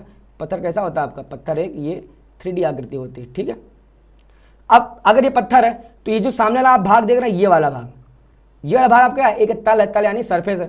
अब ये सभी चीज जो निकाले ना, बिंदु क्या है, रेखा क्या है, तल क्या है, पृष्ठ क्या है, ये सभी जितने भी गणितज्ञ हैं ये कॉन्सेप्ट इन्होंने कहाँ से निकाला, ये इन्होंने निकाला अपने आसपास मौजूद वस्तुओं से, ठीक है ना। देखो लिखा है, कह रहा आसपास के ठोसों के अध्ययनों के आधार पर एक ठोस वस्तु की सिद्धांतीय ज्यामिति मतलब एक थ्योरी दी गई, सिद्धांत मतलब थ्योरी दी गई, अवधारणा विकसित की गई। उनके अनुसार, किनके अनुसार, गणितज्ञों के अनुसार, एक ठोस का आकार होता है, माप होता है और स्थिति होती है, और उसे एक स्थान से दूसरे स्थान तक ले जाया जा सकता है। समझिए, उस समय के जितने भी गणितज्ञ थे इन्होंने भाई साहब बोला ठोस क्या होता है, ठोस का अपना ना एक आकार होगा, उसका ना अपना एक माप होगा, यानी जो भी ठोस होगा उसको हम लोग नाप सकते हैं, माप सकते हैं। उसकी स्थिति होगी, यानी वो कहीं ना कहीं रखा हुआ, उसका कोई ना कोई पोजीशन होगा, और उसे एक स्थान यहाँ से उठा के एक स्थान से उठा के दूसरे स्थान तक रखा जा सकता है। बहुत अच्छा एग्जाम्पल देते हैं, देखिए मोबाइल है। अब अगर आप कहेंगे कि ये मोबाइल क्या है, मोबाइल आप कहेंगे एक ठोस है। मोबाइल कैसा है आपका, ठोस मोबाइल है, ठीक है ना। देखिए मोबाइल ठोस है। अब ठोस कैसे कहेंगे, उस समय के हिसाब से कह रहा है ठोस का आकार होता है, तो देखिए इसका अपना फिक्स साइज है, ठीक है बेटा। अच्छा, इसकी माप होती है, क्या हम इसको माप सकते हैं ना, इसकी लंबाई कितनी है, चौड़ाई कितनी है, ठीक है ना, इसकी ये मोटाई कितनी है, हम लोग इसको नाप सकते हैं। तल देखिए, तल के आप समझने का प्रयास करिए। मोबाइल का ये जो ऊपर वाला है ना, आप देख रहे हैं ये ऊपर वाला सरफेस, इसको हम क्या बोल देंगे, ये तल है, ठीक है ना। ऐसे एक तल ये है, एक तल ये पीछे वाला है, ठीक है ना। ऐसे एक तल आपको इधर मिलेगा, एक तल आपको इधर मिलेगा, है ना। तो हर ठोस में एक तल भी होता है, ठीक है ना। अच्छा, अब पृष्ठ, पृष्ठ तल या पृष्ठ, बात देखिए, ठीक है ना, तल या पृष्ठ। अभी हम लोग धीमे धीमे हम लोग इनकी डेफिनेशंस को भी समझने का प्रयास करेंगे, ठीक है। अब कह रहा ठोसों की जो परिसीमा, आप देखिए ये ठोस था, हमने आपको एग्जांपल दिया, इसका जो बाउंड्री है, परिसीमा मतलब हमने अभी आपको बताया था ऊपर, परिसीमा मतलब क्या होता है, आपकी बाउंड्री होती है, ठीक है ना। तो ठोसों की जो बाउंड्री है, अब देखिए इसकी बाउंड्री एक तो ये है, एक ये है, एक ये है और एक ऊपर है, और ये सेम बाउंड्री आप देखेंगे कहाँ, पीछे भी है ना, एक बाउंड्री इधर है, एक बाउंड्री इधर, एक बाउंड्री इधर और एक बाउंड्री इधर है, ठीक है ना। तो ये जो बाउंड्री है, ठोसों की परिसीमा क्या कहलाती है, पृष्ठ कहलाएंगे, ठीक है ना। ये पूरा पूरा कंप्लीट क्या, एक पृष्ठ है, ठीक है ना। इस परिसीमा से लेके पूरा पूरा इस परिसीमा तक ये क्या कहलाएगा, आपका एक पृष्ठ कहलाएगा। क्या कह रहा है, ये आकाश के एक भाग को दूसरे भाग, आकाश मतलब होता है ये स्पेस, जो ये खालीपना देख रहे हैं ना आप, समझिए ये मोबाइल है, ठीक है ना। अब जब ये मोबाइल है तो इस मोबाइल के, देखिए ये अगर मोबाइल नहीं है, देखिए ऐसे समझिए, मोबाइल नहीं है अभी, अभी हमारे कैमरे के में मोबाइल नहीं है, तो जब मोबाइल नहीं है तो सीन है क्या, देखिए ध्यान से। अब यहाँ पे ये पूरा एक स्पेस है, स्पेस को हम लोग हिंदी में कहते हैं आकाश, देखिए ध्यान से, स्पेस को हम लोग क्या कहते हैं, आकाश, ठीक है ना। अब ये आकाश के एक भाग, कौन, ये जो ठोस है, जो ये परिसीमाएं हैं। अब देखिए इस परिसीमा ने किया क्या, या चलिए हम आपके सामने ऐसे रखते हैं, इस परिसीमा ने किया क्या, इसने ये किया, इस परिसीमा के एक भाग इधर हो गया और इस परिसीमा के एक भाग इधर हो गया। तो इसने क्या किया, इसने ये जो अभी जो स्पेस, जो एक स्पेस था, इसने इसको दो भागों में बांट दिया, यानी ये एक भाग को ये दूसरे भाग से पृथक करके हैं, और इनकी कोई मोटाई नहीं होती। किसकी मोटाई नहीं होती है, इन भागों की कोई अपनी मोटाई नहीं होती है। फिर पृष्ठों की परिसीमाएं, देखिए अगला पॉइंट क्या कह रहा है, अगला पॉइंट कह रहा है हमसे, पृष्ठों की परिसीमाएं ये या तो वक्र होगा या तो सीधी रेखा होगा। देखिए बहुत अच्छा एग्जांपल है। अब अगर आप इस देखिए, ये देख रहे हैं आप, वक्र मतलब होता है एकदम गोलाई लिए हुए, वक्र की जो हिंदी मीनिंग होती है, देखिए वक्र मतलब होता है टेढ़ा, वक्र मतलब क्या होता है, टेढ़ा। तो टेढ़ा मतलब क्या, जो गोलाई लिए हो। अब देखिए अगर आप मोबाइल का अगर आप ये कोना देखेंगे तो ये कोना आपका कैसा है, ये कोना है आपका वक्राकार, ठीक है ना। और मैंने भी आपको एग्जांपल दिया, ये ठोस है। तो देखिए अब इस ठोस की जो बाउंड्री है, आप देख रहे हैं ये वाली बाउंड्री, ये वाली बाउंड्री या तो वक्राकार है, या आप और आगे बढ़ जाएंगे तो आप देखेंगे इसकी बाउंड्री कैसे आपको दिख रही है, इसकी बाउंड्री आपको दिख रही है एक सीधी रेखा दिख रही है, ठीक है ना। वही कह रहा है कि भाई साहब पृष्ठों की परिसीमाएं वक्र या सीधी रेखाएं होती हैं, इन रेखाओं के सिरे पर बिंदु होते हैं। अब बिंदु यहाँ नहीं दिखा सकते क्योंकि ये ठोस है, ठीक है ना। बट अगर हम यहाँ से यहाँ तक एक लाइन खींच दें, देखिए ध्यान से, अगर हम लोग यहाँ से यहाँ तक एक लाइन खींच दें तो भैया मेरे यहाँ पे आपको बिंदु मिल जाएगा और आपको एक बिंदु यहाँ देखने मिल जाएगा, ठीक है। कह रहा है ठोसों से बिंदुओं तक के तीन चरणों, क्या है, तीन चरण। पहला चरण है ठोस से पृष्ठ जाना, फिर है पृष्ठ से रेखाएं जाना, फिर अगला है रेखाओं से बिंदु जाना। कह रहा है कि प्रत्येक चरण में हम एक विमा, विमा को इंग्लिश में कहते हैं डायमेंशन, से वंचित होते जाते हैं। उदाहरण भी दिया, समझिए, उदाहरण के लिए एक ठोस की तीन विमाएं, एक पृष्ठ की दो विमाएं, एक रेखा की एक विमा और एक बिंदु की कोई विमा नहीं होती है, समझिए। कह रहा अगर हम लोग चल ठोस से जाए हम लोग पृष्ठ पे, पृष्ठ से हम लोग पहुंचे रेखाएं पे और रेखाएं से हम लोग पहुंचे बिंदु पे। तो अगर हम लोग ठोस से पृष्ठ, पृष्ठ से रेखाएं, रेखाएं से बिंदु तक जाएंगे तो हर स्टेप में, देखिए ये पहला स्टेप जब आप पहुंचे ठोस से पृष्ठ, फिर दूसरा स्टेप जब आप पहुंचे पृष्ठ से रेखाएं, फिर तीसरा स्टेप जब आप पहुंचे रेखाएं से बिंदु। तो ये जो जितने स्टेप यानी तीन स्टेप में हम लोग क्या कर रहे हैं, एक एक डायमेंशन खोते जा रहे हैं। वंचित होने मतलब क्या हुआ, एक एक डायमेंशन खोते जा रहे हैं। डायमेंशन मतलब क्या हुआ, विमा को हम लोग बोलते हैं लंबाई चौड़ाई ऊंचाई, लंबाई चौड़ाई ऊंचाई को सम्मिलित रूप से हम लोग क्या कहते हैं, ये एक विमाएं हैं, ठीक है ना। अब समझिए ठोस क्या होता है, देखिए ये आपके सामने एक ठोस है, इसकी अपनी एक लंबाई है, इस मोबाइल की अपनी एक लंबाई है, इसकी एक चौड़ाई है, ठीक है ना, और इसकी अपनी एक मोटाई भी है, इसकी अपनी एक क्या है, मोटाई है। तो मतलब कहने मतलब कि ठोस में तीन विमा होती है, कौन कौन सी, लंबाई चौड़ाई, देखिए ये लंबाई, ये वाली लंबाई, ये वाली चौड़ाई और फिर ये वाली मोटाई, ठीक है ना। ये आपका क्या हो गया, ये आपका हो गया भाई साहब ठोस। अब अगर आप ठोस से पहुंचेंगे पृष्ठ में, पृष्ठ हमें बताया था पृष्ठ क्या, ये पूरा एक पृष्ठ है, ठीक है ना। तो ठोस में आपको तीन चीज मिली, लंबाई चौड़ाई और मोटाई, मोटाई के साथ कई बार आपको ऊंचाई भी देखने को मिलेगी, ठीक है ना। अब अगर ठोस से आप पहुंच जाएंगे कहाँ पे, पृष्ठ में, ठोस से आप कहाँ पहुंच गए, पृष्ठ में। अब पृष्ठ में आपको कितनी चीजें देखने को मिलती हैं, देखिए पृष्ठ में एक तो लंबाई होती है और एक चौड़ाई होती है, बस पृष्ठ में एक लंबाई होती है और एक चौड़ाई होती है। तो ठोस में तीन चीजें थी, लंबाई चौड़ाई ऊंचाई या मोटाई। अब जैसे ही ठोस से आप आगे पृष्ठ में, तो अब आपको केवल लंबाई और केवल चौड़ाई मिली है ना, यानी एक चीज आपकी चली गई है, ये जो ये मोटाई या ऊंचाई था वो कहाँ चला गया, वो आपका कहीं ना कहीं खो गया, ठीक है ना। तो वही वो कह रहा था कि ठोस से अगर पृष्ठ में जाओगे तो एक एक चीजें खोती चली जाएंगी, ठीक है ना। अब अगर हम लोग पहुंचते हैं पृष्ठ से, देखिए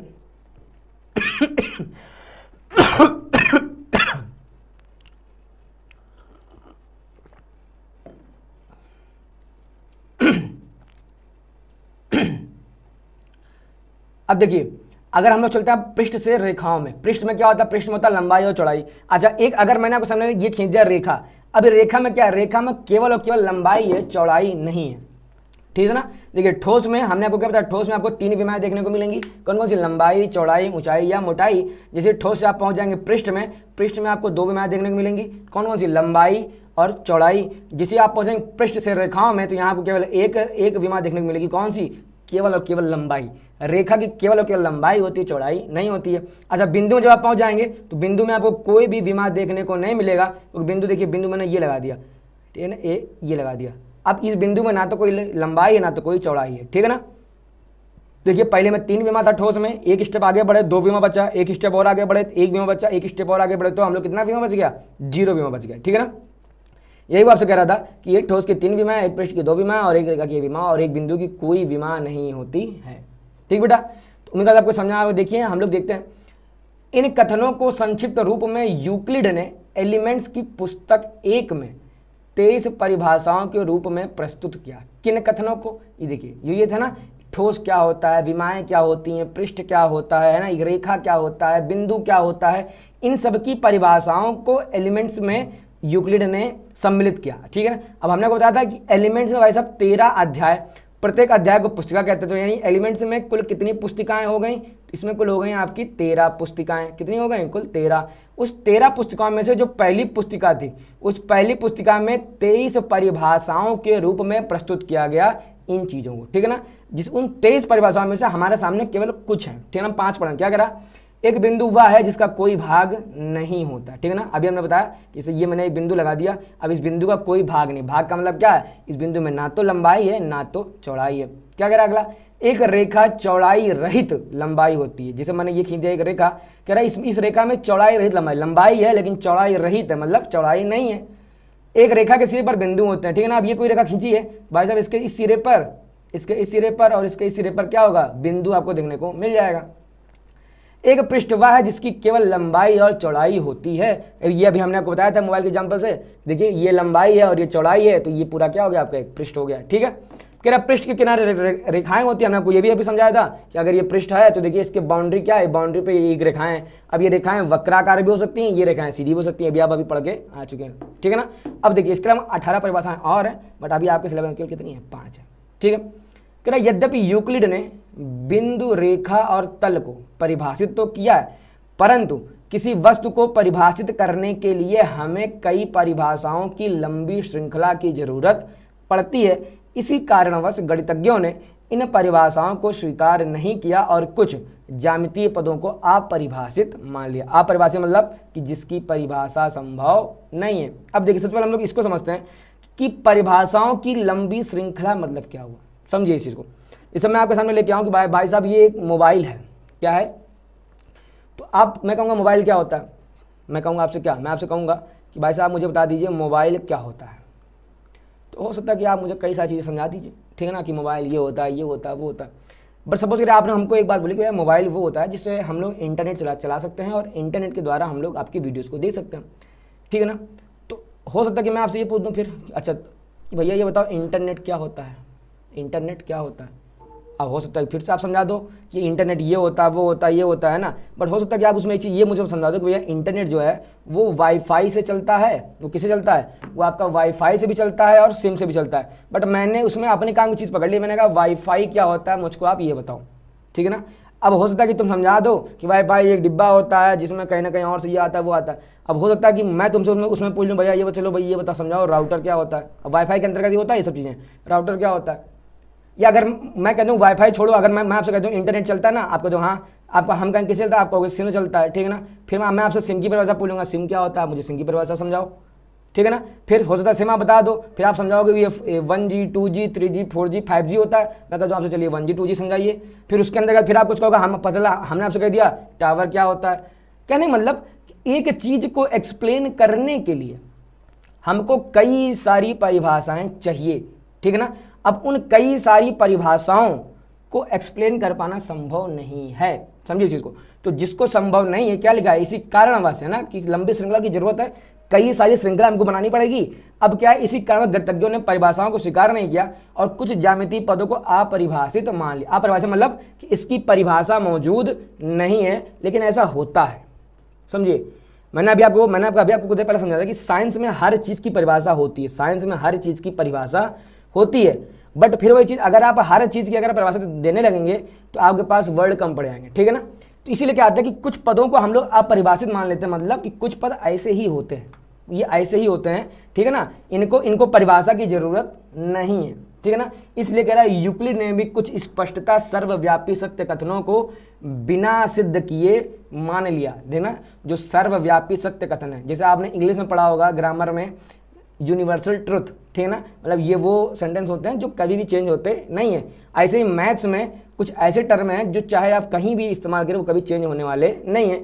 इन ऐसे सर्वव्यापी सत्य कथनों को हमने बिना सिद्ध किए मान लिया, ठीक है ना। अब इन कथनों को यूक्लिड ने दो भागों में बांटा। सबसे पहला भाग देखिए हमारा आता है अभिगृहित, क्या आता है हमारा, अभिगृहित आता है। उसका दूसरा भाग हमारा क्या आता है, अभिधारणाएं। अभिगृहित को हम लोग बोलते हैं एक्सायोम्स और हम लोग अभिधारणा को हम लोग बोलते हैं पोस्टुलेट्स, ठीक है ना, पोस्टुलेट्स, ठीक है बेटा। अब देखिए अभिगृहित क्या होती है आप समझिए। कह रहा है ये वे कल्पनाएं थीं जिन्हें निरंतर गणित में प्रयोग किया गया और इनका केवल ज्यामिति से विशेष संबंध नहीं था, ठीक है ना। कह रहा है कि मैथ की वे चीजें जो केवल ज्यामिति में नहीं कहीं भी अप्लाई हो जा रही थी, मतलब ज्यामिति के अलावा कैलकुलस में अप्लाई हो जा रही, ज्यामिति के अलावा रियल नंबर में अप्लाई हो रही है, संख्या पद्धति नंबर सिस्टम में अप्लाई हो जा रही, अगर वहां अप्लाई हो जा रही है तो इनको हम लोगों ने नाम दे दिया अभिगृहित। देखिए अभिगृहित भी सर्वव्यापी सत्य कथन, इनको भी प्रूफ नहीं किया गया, अभिधारणाओं को भी प्रूफ नहीं किया गया, ठीक है ना। बट अभिगृहित क्या था, ये मैथ के वे सर्वव्यापी सत्य कथन थे, ये मैथ के वे यूनिवर्सल ट्रुथ थे जिनका ज्यामिति से कोई संबंध नहीं था, कोई विशेष संबंध नहीं था, ठीक है ना। वहीं अभिधारणाएं क्या थी, ये वे कल्पनाएं थी जो विशिष्ट रूप से भैया मेरे ये ज्यामिति से संबंधित थी, ठीक है ना। अभिधारणा मतलब कि मैथ के वे सर्वव्यापी सत्य कथन जिनका इस्तेमाल केवल और केवल ज्यामिति में होता है उनको हमने नाम क्या दे दिया, अभिधारणा। और जिनका ज्यामिति में इस्तेमाल नहीं होता उनको हमने नाम क्या दे दिया, अभिगृहित। अब यूक्लिड द्वारा दिए गए कुछ प्रमुख अभिगृहित निम्न है। सबसे पहला देखिए क्या कह रहा है वे वस्तुएं जो एक ही वस्तु के बराबर हों, वे वस्तुएं जो एक ही वस्तु के बराबर हों, एक दूसरे के बराबर हो। समझिए इस चीज को। मैं कह रहा हूं एक ठोस हमारे पास ये है, एक ठोस हमारे पास ये है और एक ठोस हमारे पास। अब हो सकता है आपको देखने में छोटा बड़ा लग रहा हो, बट एक बार के लिए मान लेते चलिए इसका नामकरण है ए, इसका नामकरण है बी, इसका नामकरण है सी। अब ए जो है ये जो है इसके बराबर है, ठीक है ना, ये जो है इसके बराबर है। समझिए जो वस्तुएं एक ही वस्तु के बराबर हो, ए बी के बराबर है और सी भी हमारा कैसा है, बी के बराबर है। अब इसका मतलब क्या हो गया, वो आपस में भी बराबर होती है, एक दूसरे के बराबर होती है। कहने मतलब कि अगर भाई साहब ए बराबर बी है और बी बराबर सी है, मतलब ए ये इसके बराबर है और सी इसके बराबर है, तो भाई साहब इसका मतलब क्या हो जाएगा, हम लोग ये प्रूव कर देंगे कि ए और सी भी आपस में बराबर होंगे, ठीक है ना। वे वस्तु मतलब ये वस्तुएं, ये और ये, ए और सी, ये दोनों देखिए ये वस्तुएं और ये वस्तुएं, ये दोनों एक दूसरे के बराबर होंगे। कब, क्यों, क्योंकि ये दोनों b के बराबर हैं, ये दोनों b के बराबर हैं। तो वे वस्तुएं जो एक ही वस्तु के बराबर हो एक दूसरे के बराबर होती हैं। अब हो सकता है आपको ये कंफ्यूज कर रहा हो कि ये चल गया है, ठीक है ना, बट इन चीज़ों की परिभाषाएं देनी भी जरूरी होती हैं, ठीक है बेटा। कह रहे यदि बराबरों को बराबरों में जोड़ा जाए तो पूर्ण भी बराबर होते हैं, बराबरों को बराबरों में जोड़ा जाए। समझिए इस चीज़ को। मैंने यहाँ लिख दिया, सपोज कर लीजिए मैंने यहाँ लिखा 5 बराबर है 5 के, 5 बराबर 5 ये बराबर है। अब बराबरों को बराबरों में जोड़ दिया जाए, मान लो एक और बराबर है भाई साहब क्या, 2 बराबर है 2 के। अब इस बराबर को अगर इन बराबरों में जोड़ दिया जाए, मतलब ये वाला 5 इधर जोड़े, ये वाला 5 इधर जोड़े, कितना देंगे 5 और 2 इधर जोड़ देंगे 7, इधर जोड़ देंगे तो 7। तो बराबरों को, इस बराबर को अगर इस बराबर में जोड़ दिया तो भाई साहब बराबर और बराबर को जोड़ने से हमको मिलता है क्या, हमको मिलता है बराबर चीजें ही मिलती हैं। क्या कह रहे, पूर्ण भी बराबर होते हैं। कह रहा बराबरों को बराबरों में से घटाया जाए। समझो चीज को। अब अगर इस बराबर को इस बराबर से घटा दें, इस बराबर को इस बराबर से, देखिए ये दोनों आपस में बराबर हैं, ये दोनों आपस में बराबर हैं। अगर इन बराबरों को इस बराबरों से घटा दिया जाए तो 5 से 2 जाए कितना बचेगा 3, जब 5 से 2 जाए कितना बचेगा 3, 3 से कितना बचेगा 3। ये अभी भी आपस में कैसे हैं, बराबर हैं। वही लिखा है कि यदि बराबरों को बराबरों में से घटाया जाए तो शेषफल भी बराबर होते हैं। फिर कह रहा है वे वस्तुएं जो परस्पर संपाती हों एक दूसरे के बराबर होती है। अब संपाती देखिए, संपाती मतलब क्या होता है, पहली रेखा सपोज करिए आपने ये खींची, ठीक है ना, और इसी के ऊपर आपने दूसरी रेखा और खींच दी, इसी के जस्ट ऊपर जस्ट लंबाई का आपने दूसरी रेखा और खींच दी, ठीक है ना। तो अगर आपने पहली रेखा खींची थी ए, अगर आपने पहली रेखा खींची स्मॉल एल, और दूसरी अगर और जब दूसरी बार खींचा तो आपने उसका नाम रख दिया स्मॉल एम, ये एल है ये एम है। तो अब अगर ये एक दूसरे का संपाती, संपाती मतलब होता है बेसिकली एक के ऊपर एक, ठीक है ना। तो जो वस्तुएं जो परस्पर संपाती होती है एक के ऊपर जो एक होती हैं, इसका मतलब क्या हुआ कि उनके शेषफल भी बराबर होते हैं, सॉरी वो एक दूसरे के बराबर होती है। मतलब अगर इसमें से अगर हम लोग एल अलग कर दें और एम अलग कर दें, या अगर इसको हम कहते हैं ये एल है और ये क्या है एम है, तो ये एल और एम कैसे हो जाएंगे आपस में, ये एल और एम एक दूसरे के बराबर भी होंगे, ठीक है बेटा। अगला क्या कह रहा है, पूर्ण जो है अपने भाग से बड़ा होता है, समझिए। अब सपोज करें ये कोई एक बहुत बड़ा हमने ले लिया बॉक्स, ठीक है ना, इस बॉक्स का भाई साहब ये छोटा सा टुकड़ा मैंने हटा के अलग कर दिया, ये छोटा टुकड़ा मैंने हटा के अलग कर दिया, तो ये कुछ ऐसा बन जाएगा, ठीक है ना। अब ये है आपका पूर्ण, ये क्या है आपका पूर्ण है, और ये क्या है आपका भाग है, ठीक है ना। तो वही वो आपसे कह रहा है कि पूर्ण जो है वो अपने भाग से बड़ा होता है, वो तो आपको दिख ही रहा है कि जो ये पूर्ण है वो अपने भाग से बड़ा है। एक ही वस्तुओं के दुगने परस्पर बराबर होते हैं। अब इसको आप समझिए मैथ से, देखिए एक ही वस्तु, आप सपोज करिए ये 2 लिखा है, इधर भी 2 लिखा हुआ है। अब अगर हम इसका डबल करते तो 4 मिलेगा, इसका डबल करते तो 4 मिलेगा, ठीक है ना। एक ही वस्तु मतलब इसी वस्तु का, और ये दोनों एक ही है, सेम है। अगर इन दोनों को अगर हम दुगना कर दें तो हमको क्या मिल जाएगा, हमको परस्पर बराबर चीज़ें मिल जाएंगी। इसका जस्ट उल्टा करा कि एक ही वस्तु के आधे परस्पर आधे बराबर होते हैं, मतलब अगर इस 2 का आधा कर दें हमको 1 मिल जाएगा, इस 2 का आधा कर दें 1 मिल जाएगा, तो ये दोनों आपस में कैसे हैं, बराबर, ठीक है ना। ये कुछ अपग्रहित हो सकता है आप इसमें कन्फ्यूज हो जाओ, ठीक है ना, बट आपको जब आप इसको जब आप 2-3 बार आप समझेंगे आपको अच्छे समझ में आ जाएगा, ठीक है ना। देखते आइए हम लोग अभी धारणाएं हमारी क्या होती हैं, आइए देखते हैं। लाइट चली गई बेटा, ठीक है कोई बात नहीं, चलिए देखते हैं क्या कह रहा है। अभी धारणाएं क्या है, ये वे कल्पनाएं थी जो विशिष्ट रूप से ज्यामिति से संबंधित थी, हमने आपको समझा दिया।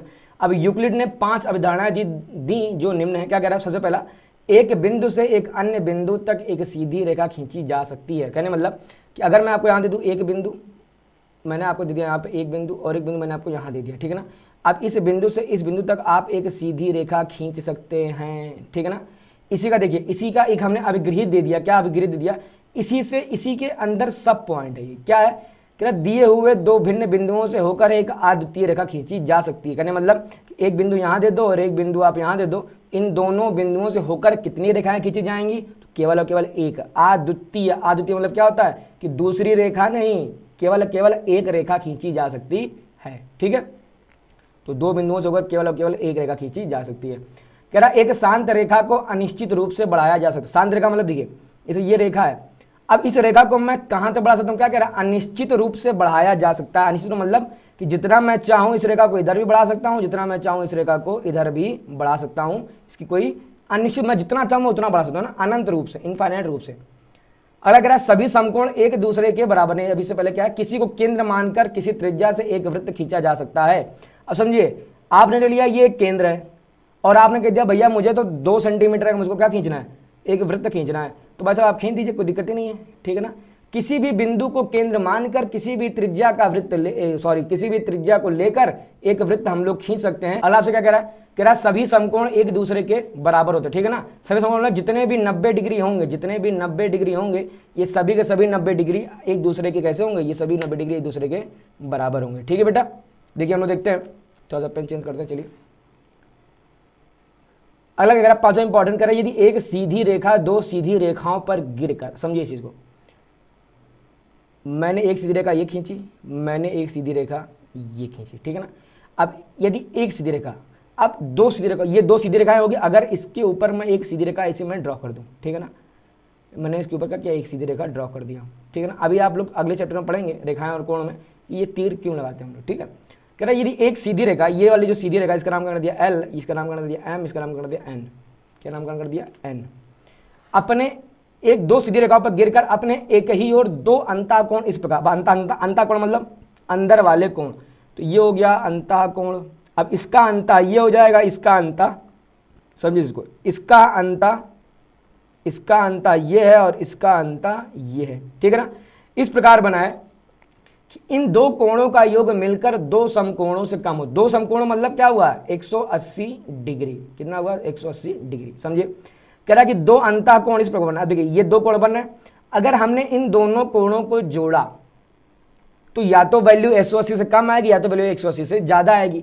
वो क्या कह रहा है कि अगर इन दो कोणों का योग मिलकर दो समकोणों से कम हो, सपोज करें कि हमने इन दोनों को जोड़ा और दोनों कोणों को जोड़ने के बाद हमको वैल्यू मिल रही है कितनी, सपोज करिए हमको वैल्यू मिल गई 160 डिग्री, ठीक है ना।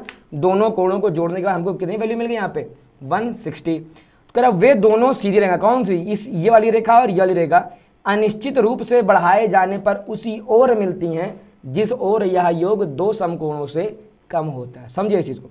कह रहा है कि अगर ये दोनों कोणों का योग अगर 180 से कम है, ठीक है, अब अगर इस रेखा को हम अनिश्चित रूप से बढ़ाने मतलब इस रेखा को इधर बढ़ाएं, इस रेखा को इधर बढ़ाएं, इसको भी इधर से बढ़ाएं और इसको इधर से बढ़ाएं, तो ये दोनों रेखाएं कहाँ मिलेंगी, ये दोनों रेखाएं इधर आगे जाके मिलेंगी या दोनों रेखाएं इधर जाके मिलेंगी, किधर जाके मिलेंगी, उधर मिलेंगी जिस ओर यह योग दो समकोणों से कम है। अगर इधर प्लस इधर वाला अगर 160 है तो ये दोनों रेखाएं बढ़ाए जाने पे कहाँ मिलेंगी, ये दोनों रेखाएं मिलेंगी इसी साइड, किस साइड मिलेंगी, जिधर 180 से कम होगा, ठीक है। अच्छा, इधर आप बढ़ाएंगे तो ये मिलेंगे नहीं, कभी नहीं, ये हमेशा कैसे एक दूसरे से दूर जाएंगे, ठीक है बेटा। अच्छा, अगर इस साइड वाला होता, अगर इस साइड वाला 180 से कम होता तो हम लोग क्या करते हैं, इसका मतलब क्या हो जाएगा कि जब इन दोनों रेखाओं को बढ़ाएंगे तो ये दोनों रेखाएं इस साइड की ओर जाके मिलेंगी, ठीक है। तो मुझे आपको ये समझ में आया होगा। चलिए देखते हैं हम लोग अगला क्या कह रहा है आपसे। अगला पॉइंट आपसे कह रहा है कि यूक्लिड की अभिगृहीतों और अभिधारणाओं को सिद्ध करना संभव नहीं है, इसलिए इन कथनों को बिना उपपत्ति मतलब बिना प्रूफ के स्वीकार कर लिया गया है, ठीक है ना। हम कहने मतलब क्या है कि इन अभिगृहीतों और अभिधारणाओं को सिद्ध कर पाना संभव नहीं है, इसलिए सभी गणितज्ञों ने इसको बिना सिद्ध किए मान लिया कि हाँ ऐसा होता है, ठीक है। यूक्लिड ने अपनी अभिधारणाएं और अभिगृहीतों को देने के बाद इनका प्रयोग अन्य परिणामों को सिद्ध करने में किया। इन सिद्ध कथनों को साध्य या प्रमेय यानी थ्योरम्स कहा गया। समझिए, आपके सामने तीन चीजें देखने को मिलेंगी। पहला मिलेगा आपको क्या, पहला आपको मिलेगा देखने को अभिधारणा, फिर आपको मिलेगा यहीं पे अभिगृहीत, क्या मिलेगा, अभिगृहीत, फिर आपको मिलेगा प्रमेय या प्रमेय को ही कई बार हम लोग बोलते हैं साध्य, ठीक है ना। अब देखिए, अभिधारणा और अभिगृहीत को प्रूफ नहीं किया जा सकता, बिना प्रूफ किए हुए हमने इनको सत्य कथन मान लिया है, ठीक है ना। वहीं प्रमेय को हम लोग भैया प्रूफ कर सकते हैं, इसको हम लोग प्रूफ कर सकते हैं।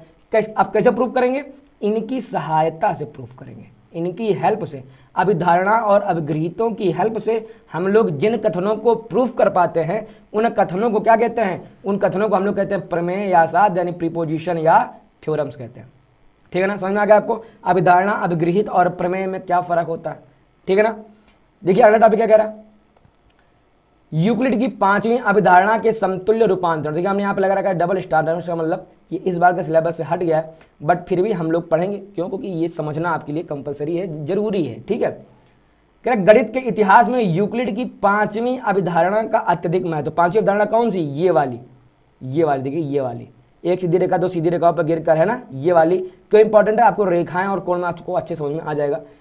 इस अभिधारणा के परिणाम स्वरूप यदि दो रेखाओं पर गिरने वाली रेखा एक ही ओर के दोनों अंतः कोणों का योग 180 डिग्री हो तो दोनों रेखाएं कभी भी प्रतिच्छेद नहीं कर सकती हैं। देखिए समझिए इस चीज को, यूक्लिड भाई साहब ने केवल इतना कहा कि अगर दो सीधी रेखाओं को एक सीधी रेखा कट कर दे और अगर इन दोनों कोणों का योग 180 से कम हुआ तो इस रेखा को बढ़ाएंगे तो इस रेखा को, ये रेखाएं एक दूसरे को कहां कट करेंगी, इस साइड कट करेंगी। इस साइड मतलब ये उस ओर कट करेंगी जिस ओर दोनों अंतः कोणों का योग 180 डिग्री से कम होगा। ये यूक्लिड बता के गए। अब इसी से एक और प्रमेय निकल के आ गई,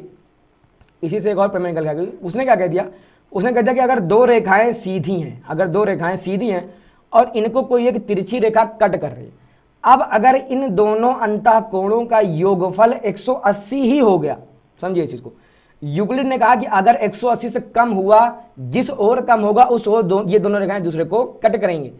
इसने क्या कहा ना, अगर 180 ही हो गया तो क्या होगा, अगर 180 ही हो गया तो क्या होगा, तो ये वाली रेखा और ये वाली रेखा कभी भी एक दूसरे को कट करेंगी ही नहीं। क्या कह रहा है कि अगर दोनों अंतःकोणों का योग 180 डिग्री हो तो दोनों रेखाएं कभी भी प्रतिच्छेद नहीं कर सकती। समझ में आ रहा है आपको? तो अगर ये, अब इसी का हम लोग इस्तेमाल करते हैं किस चैप्टर में, रेखाएं और कोण में, ठीक है ना। संगत कोण निकालने के लिए संगत कोण, एकांतर कोण, एक ही ओर के अंतःकोणों का हम लोग वहां पे इस्तेमाल करेंगे, ठीक है ना। इस अभिधारणा के अनेक समतुल्य रूपांतरण, समतुल्य मतलब कि अब देखो ये वाली तो जब प्रूफ हो गई, इसके समतुल्य कई सारे और प्रमेय निकल के आगे। समतुल्य मतलब क्या होता है, समूल्य नहीं, समतुल्य, समतुल्य, इसके समतुल्य कई सारी अवधारणाएं निकल के आ गई। उसमें से एक क्या है, प्लेफेयर का अभिगृहित, जिसे स्कॉटलैंड के गणितज्ञ जॉन प्लेफेयर ने 1729 में दिया था, ठीक है ना। चलिए देखते हैं हम लोग क्या कह रहे हैं। 1729 में इन्होंने, प्लेफेयर भाई साहब ने क्या कहा, इन्होंने कहा प्रत्येक रेखा L और उस पर ना स्थित प्रत्येक बिंदु P के लिए एक अद्वितीय रेखा M ऐसी होती है जो P से होकर जाती है और L के समांतर होती है। समझिए, मैंने यहाँ पे एक रेखा ड्रॉ कर दी, मैंने इस रेखा का नाम दे दिया स्मॉल l, ठीक है।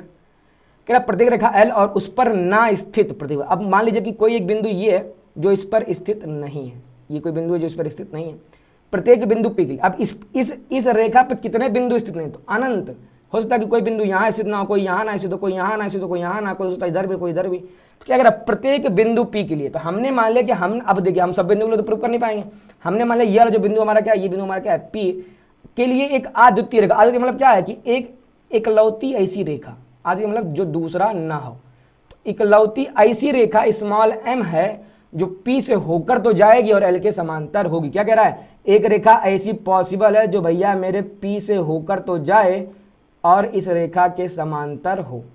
समझ आइए, रेखा L के लिए प्रत्येक स्थित उस रेखा पर ना स्थित है ना, तो माना ये जो बिंदु P इस रेखा पर स्थित नहीं, रेखा से दूर है, इस बिंदु से एक रेखा स्मॉल m ऐसी खींची जा सकती है, इस बिंदु से एक रेखा ऐसी खींची जा सकती है जो इस बिंदु से होकर जाएगी और इस रेखा के समांतर होगी, ठीक है ना। दूसरे शब्दों में दो भिन्न प्रतिच्छेदी रेखाएं एक ही रेखा के समांतर नहीं हो सकती, दो भिन्न प्रतिच्छेदी रेखा। समझिए, सपोज करिए एक रेखा ये है और इस रेखा को एक रेखा ये कट कर रही है, ठीक है ना। क्या कह रहा है, दो भिन्न प्रतिच्छेदी रेखा, अब ये एक रेखा ये एक रेखा, ये अलग अलग रेखाएं नहीं, भिन्न भिन्न रेखाएं हो गई, और ये रेखाएं कैसी हैं, प्रतिच्छेदी रेखाएं हैं। अब ये दोनों रेखाएं किसी एक रेखा के समांतर नहीं हो सकती। समझिए, अब अगर हम मान लेते हैं कि ये वाली रेखा, चलिए इसका नामकरण करते हैं, ये रेखा L है, ये रेखा M है। अगर रेखा L, सपोज करिए रेखा L भाई साहब इस रेखा के समांतर है, रेखा L जो है वो समांतर में, इसका नामकरण करते चलिए मान लीजिए रेखा Y। अगर रेखा L रेखा Y के समांतर है तो फिर रेखा M रेखा Y के समांतर नहीं होगा। वही करें ना कि दो भिन्न प्रतिच्छेदी रेखाएं, ये देखिए L और M भिन्न भिन्न अलग अलग रेखाएं हैं और अलग अलग के साथ साथ ये प्रतिच्छेदी रेखाएं भी हैं, ये दोनों एक ही रेखा के समांतर नहीं हो सकते हैं। समझ में आया ना। अगर ये रेखा L के समांतर है तो M के समांतर नहीं होगी, हो सकता है कि कोई रेखा M के समांतर हो तो फिर वो रेखा L के समांतर नहीं होगी, ठीक है बेटा। क्या कह रहा है, देखिए यूक्लिड को अपनी 28 प्रमेयों को सिद्ध करने में पांचवी अभिधारणा की कोई आवश्यकता नहीं पड़ी, क्योंकि अनेक गणितज्ञों और स्वयं यूक्लिड को यह विश्वास था कि पांचवी अभिधारणा वास्तव में एक प्रमेय है, परंतु पांचवी अभिधारणा को प्रमेय के रूप में सिद्ध करने के सभी प्रयत्न असफल रहे। पांचवी अभिधारणा कौन सी, ये यही वाली है जिसको हमने कहा था कि अगर ये देखिए ये वाली, ठीक है ना, कि अगर आपने अगर ऐसे दो रेखाएं खींच दी और इसको अगर कोई रेखा कट कर रही तो ये दोनों रेखाएं अनिश्चित रूप से बढ़ाए जाने पर उस ओर कट करेंगी जिस ओर अंतःकोणों का योगफल 180 से कम हो। समझ में आ गया आपको, ठीक है बेटा। अब इसको यानी इस अभिधारणा को, पांचवें अभिधारणा को सिद्ध करने के लिए यूक्लिड को लगा था कि ये तो सिद्ध हो जाएगा। यूक्लिड ने जब इसको लिखा तो यूक्लिड ने कहा कि भाई साहब ये तो सिद्ध हो जाएगा, इसको सिद्ध करने में क्या है, लेकिन जब गणितज्ञ इसको सिद्ध करने में लगे तो इसको सिद्ध नहीं कर पाए, ठीक है ना। ये लिखा है कि पांचवें अभिधारणा को प्रमेय के रूप में सिद्ध करने के सभी प्रयत्न असफल रहे। हालांकि इससे अन्य ज्यामितियों की खोज हुई जिन्हें अयूक्लिडीय ज्यामितियां कहा जाता है। इन ज्यामितियों को विचारों के इतिहास में एक मील का पत्थर माना जाता है, ठीक है ना। क्या कह रहा है कि जब हम लोग पांचवी अभिधारणा को प्रमेय के रूप में सिद्ध करने का प्रयास कर रहे थे तो हम लोग सिद्ध नहीं कर पा रहे थे, तो जब सिद्ध नहीं कर पा रहे थे तो कई सारी ऐसी ज्यामितीय आकृतियों की खोज हमने कर डाली जो यूक्लिडियन ज्यामिति नहीं थी। अब यूक्लिडियन ज्यामिति क्या होती है आप कहेंगे, देखिए यूक्लिडियन ज्यामिति क्या है, यूक्लिड ने केवल ठोस की बात करी थी। किसकी बात करी? ठोस की बात करी। उन्होंने बोला ठोस की भैया ये बाउंड्री होती है, देखिए ठोस में एक पृष्ठ होता है, सरफेस होता है, इस सरफेस में आप देख रहे हैं ये बाउंड्री होती है, और बाउंड्री की जो परिसीमाएं हैं, सॉरी बाउंड्री जो है वो या तो एक स्ट्रेट रेखा होगी या तो एक वक्राकार रेखा होगी। ये सब यूक्लिड बता गए थे। यानी कि यूक्लिड के हिसाब से ज्यामितीय आकृतियां जितनी भी होंगी उन सभी ज्यामितीय आकृतियों में ऐसे सरफेस का होना जरूरी था, ये यूक्लिड बता के गए थे, ठीक है ना। बट कुछ समय बाद जब हम लोग सिद्ध कर रहे थे यूक्लिड की 5वीं अभिधारणा को, तो कई ऐसी आकृतियां निकल के आई जो जिनमें ऐसा कोई पृष्ठ बन के ही नहीं आ रहा था, ठीक है ना। एग्जाम्पल ले लीजिए, एग्जाम्पल क्या लिखा यहाँ पे, स्फेरिकल, अगर कोई गोलाकार वस्तु आ जाए, अगर आपके सामने कोई गेंद आ जाए, अब गेंद में क्या कोई पृष्ठ होता है? नहीं। क्या गेंद की अपनी कोई बाउंड्री होती है? आप कहेंगे गेंद की अपनी कोई बाउंड्री नहीं होता। मेरे पास गेंद नहीं है, मैं आपको दिखा देता, ठीक है ना। या फिर जैसे समझ ये पेन है, अब ये जो पेन है क्या इसकी कोई अपनी बाउंड्री है? तो आप कहेंगे गोलाकार चीजों की कोई बाउंड्री नहीं होती, ठीक है ना। तो ऐसी कई आकृतियां, जैसे कि ये गोलाकार आकृति आ गई या हाइपरबोलिक आकृति आ गई, ठीक है ना। अब ऐसी कुछ आकृतियां हैं जिनमें पृष्ठ आपको देखने को नहीं मिलेंगे, या पृष्ठ देखने को मिल भी गए तो उन पृष्ठों में कोई भी सीधी रेखा नहीं होगी, ठीक है बेटा। जैसे ये देखिए, ठीक है ना, ये एक वक्राकार रेखा है, ठीक है। अब जैसे ही ये जब आकृतियां खोजी गई, कौन सी आकृतियां? ये स्फेरिकल और हाइपर स्फेरिकल, मतलब जब कोई गोली आकृति मिली, और हाइपरबोलिक मतलब जब हमको कोई परवलयाकार आकृति मिली। अब परवलय क्या होता है अब जरा डिटेल में ना चलते, हम लोग इसको सीखेंगे फर्स्ट ईयर में, सीखेंगे ना 11th में, ठीक है। अब हाइपरबोलिक आकृतियां क्या होती हैं? इनको हम लोगों ने जैसे हमने इनकी खोज की, इनको हमने नाम क्या दे दिया? अयूक्लिडीय ज्यामितियां, नॉन यूक्लिडियन फिगर्स, ठीक है। इन ज्यामितियों को हमने क्या मान लिया? एक मील का पत्थर, ठीक है ना, ये एक मुहावरा है, मील का पत्थर।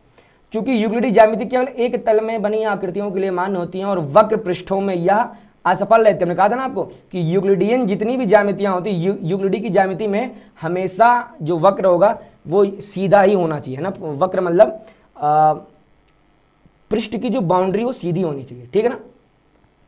इसलिए अयूक्लिडीय ज्यामितियों की खोज के पहले तक प्रत्येक व्यक्ति यही मानता था कि यूक्लिड की ज्यामिति ही एकमात्र ज्यामिति है और संपूर्ण विश्व यूक्लिडीय है। क्या कह रहा है कि जब तक ऐसे स्फेरिकल और हाइपरबोलिक आकृतियों की खोज नहीं हुई थी, तब तक विश्व का प्रत्येक व्यक्ति क्या मानता था कि यूक्लिड ने जो ज्यामिति खोजा है सिर्फ वही पूरे विश्व की एकमात्र ज्यामिति है, इसके अलावा और कोई ज्यामिति संभव नहीं है, ठीक है ना।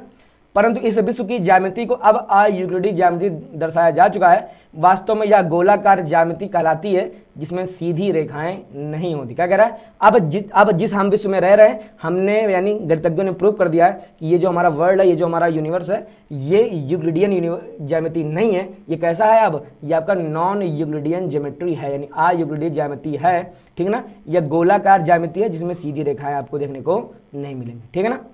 अब आप कहेंगे हो सकता है कि भैया तो फिर यूक्लिड की चीजें बेकार गई। बेकार नहीं गई। क्यों बेकार नहीं गई? क्योंकि यूक्लिड ने किसी चीज को खोजने का एक बेस दिया। जब यूक्लिड को हम लोग प्रूव कर रहे थे, यूक्लिड की 5वीं धारणा को, तभी तो हम लोगों ने नॉन यूक्लिडियन फिगर्स को हम लोगों ने फाइंड आउट किया था ना। तो यहाँ पे प्रॉब्लम क्या है? प्रॉब्लम यह है कि यूक्लिडियन हालांकि अब भले ना हो, लेकिन ये आपका बेस है, और ये अगर यूक्लिडियन ही ना होता तो इनके बारे में कभी हम जान नहीं पाते, ठीक है बेटा। तो उम्मीद करते हैं ये वीडियो आपको समझ में आया होगा, है ना, यूक्लिड की ज्यामिति का परिचय।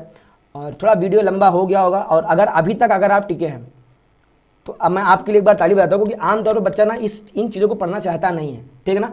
अगर आप अभी तक इस वीडियो को देख रहे हैं, इसका मतलब सिर्फ एक है कि आप पढ़ाई सिर्फ अपने मार्क्स के लिए नहीं, आप नॉलेज के लिए कर रहे हैं, ठीक है बेटा।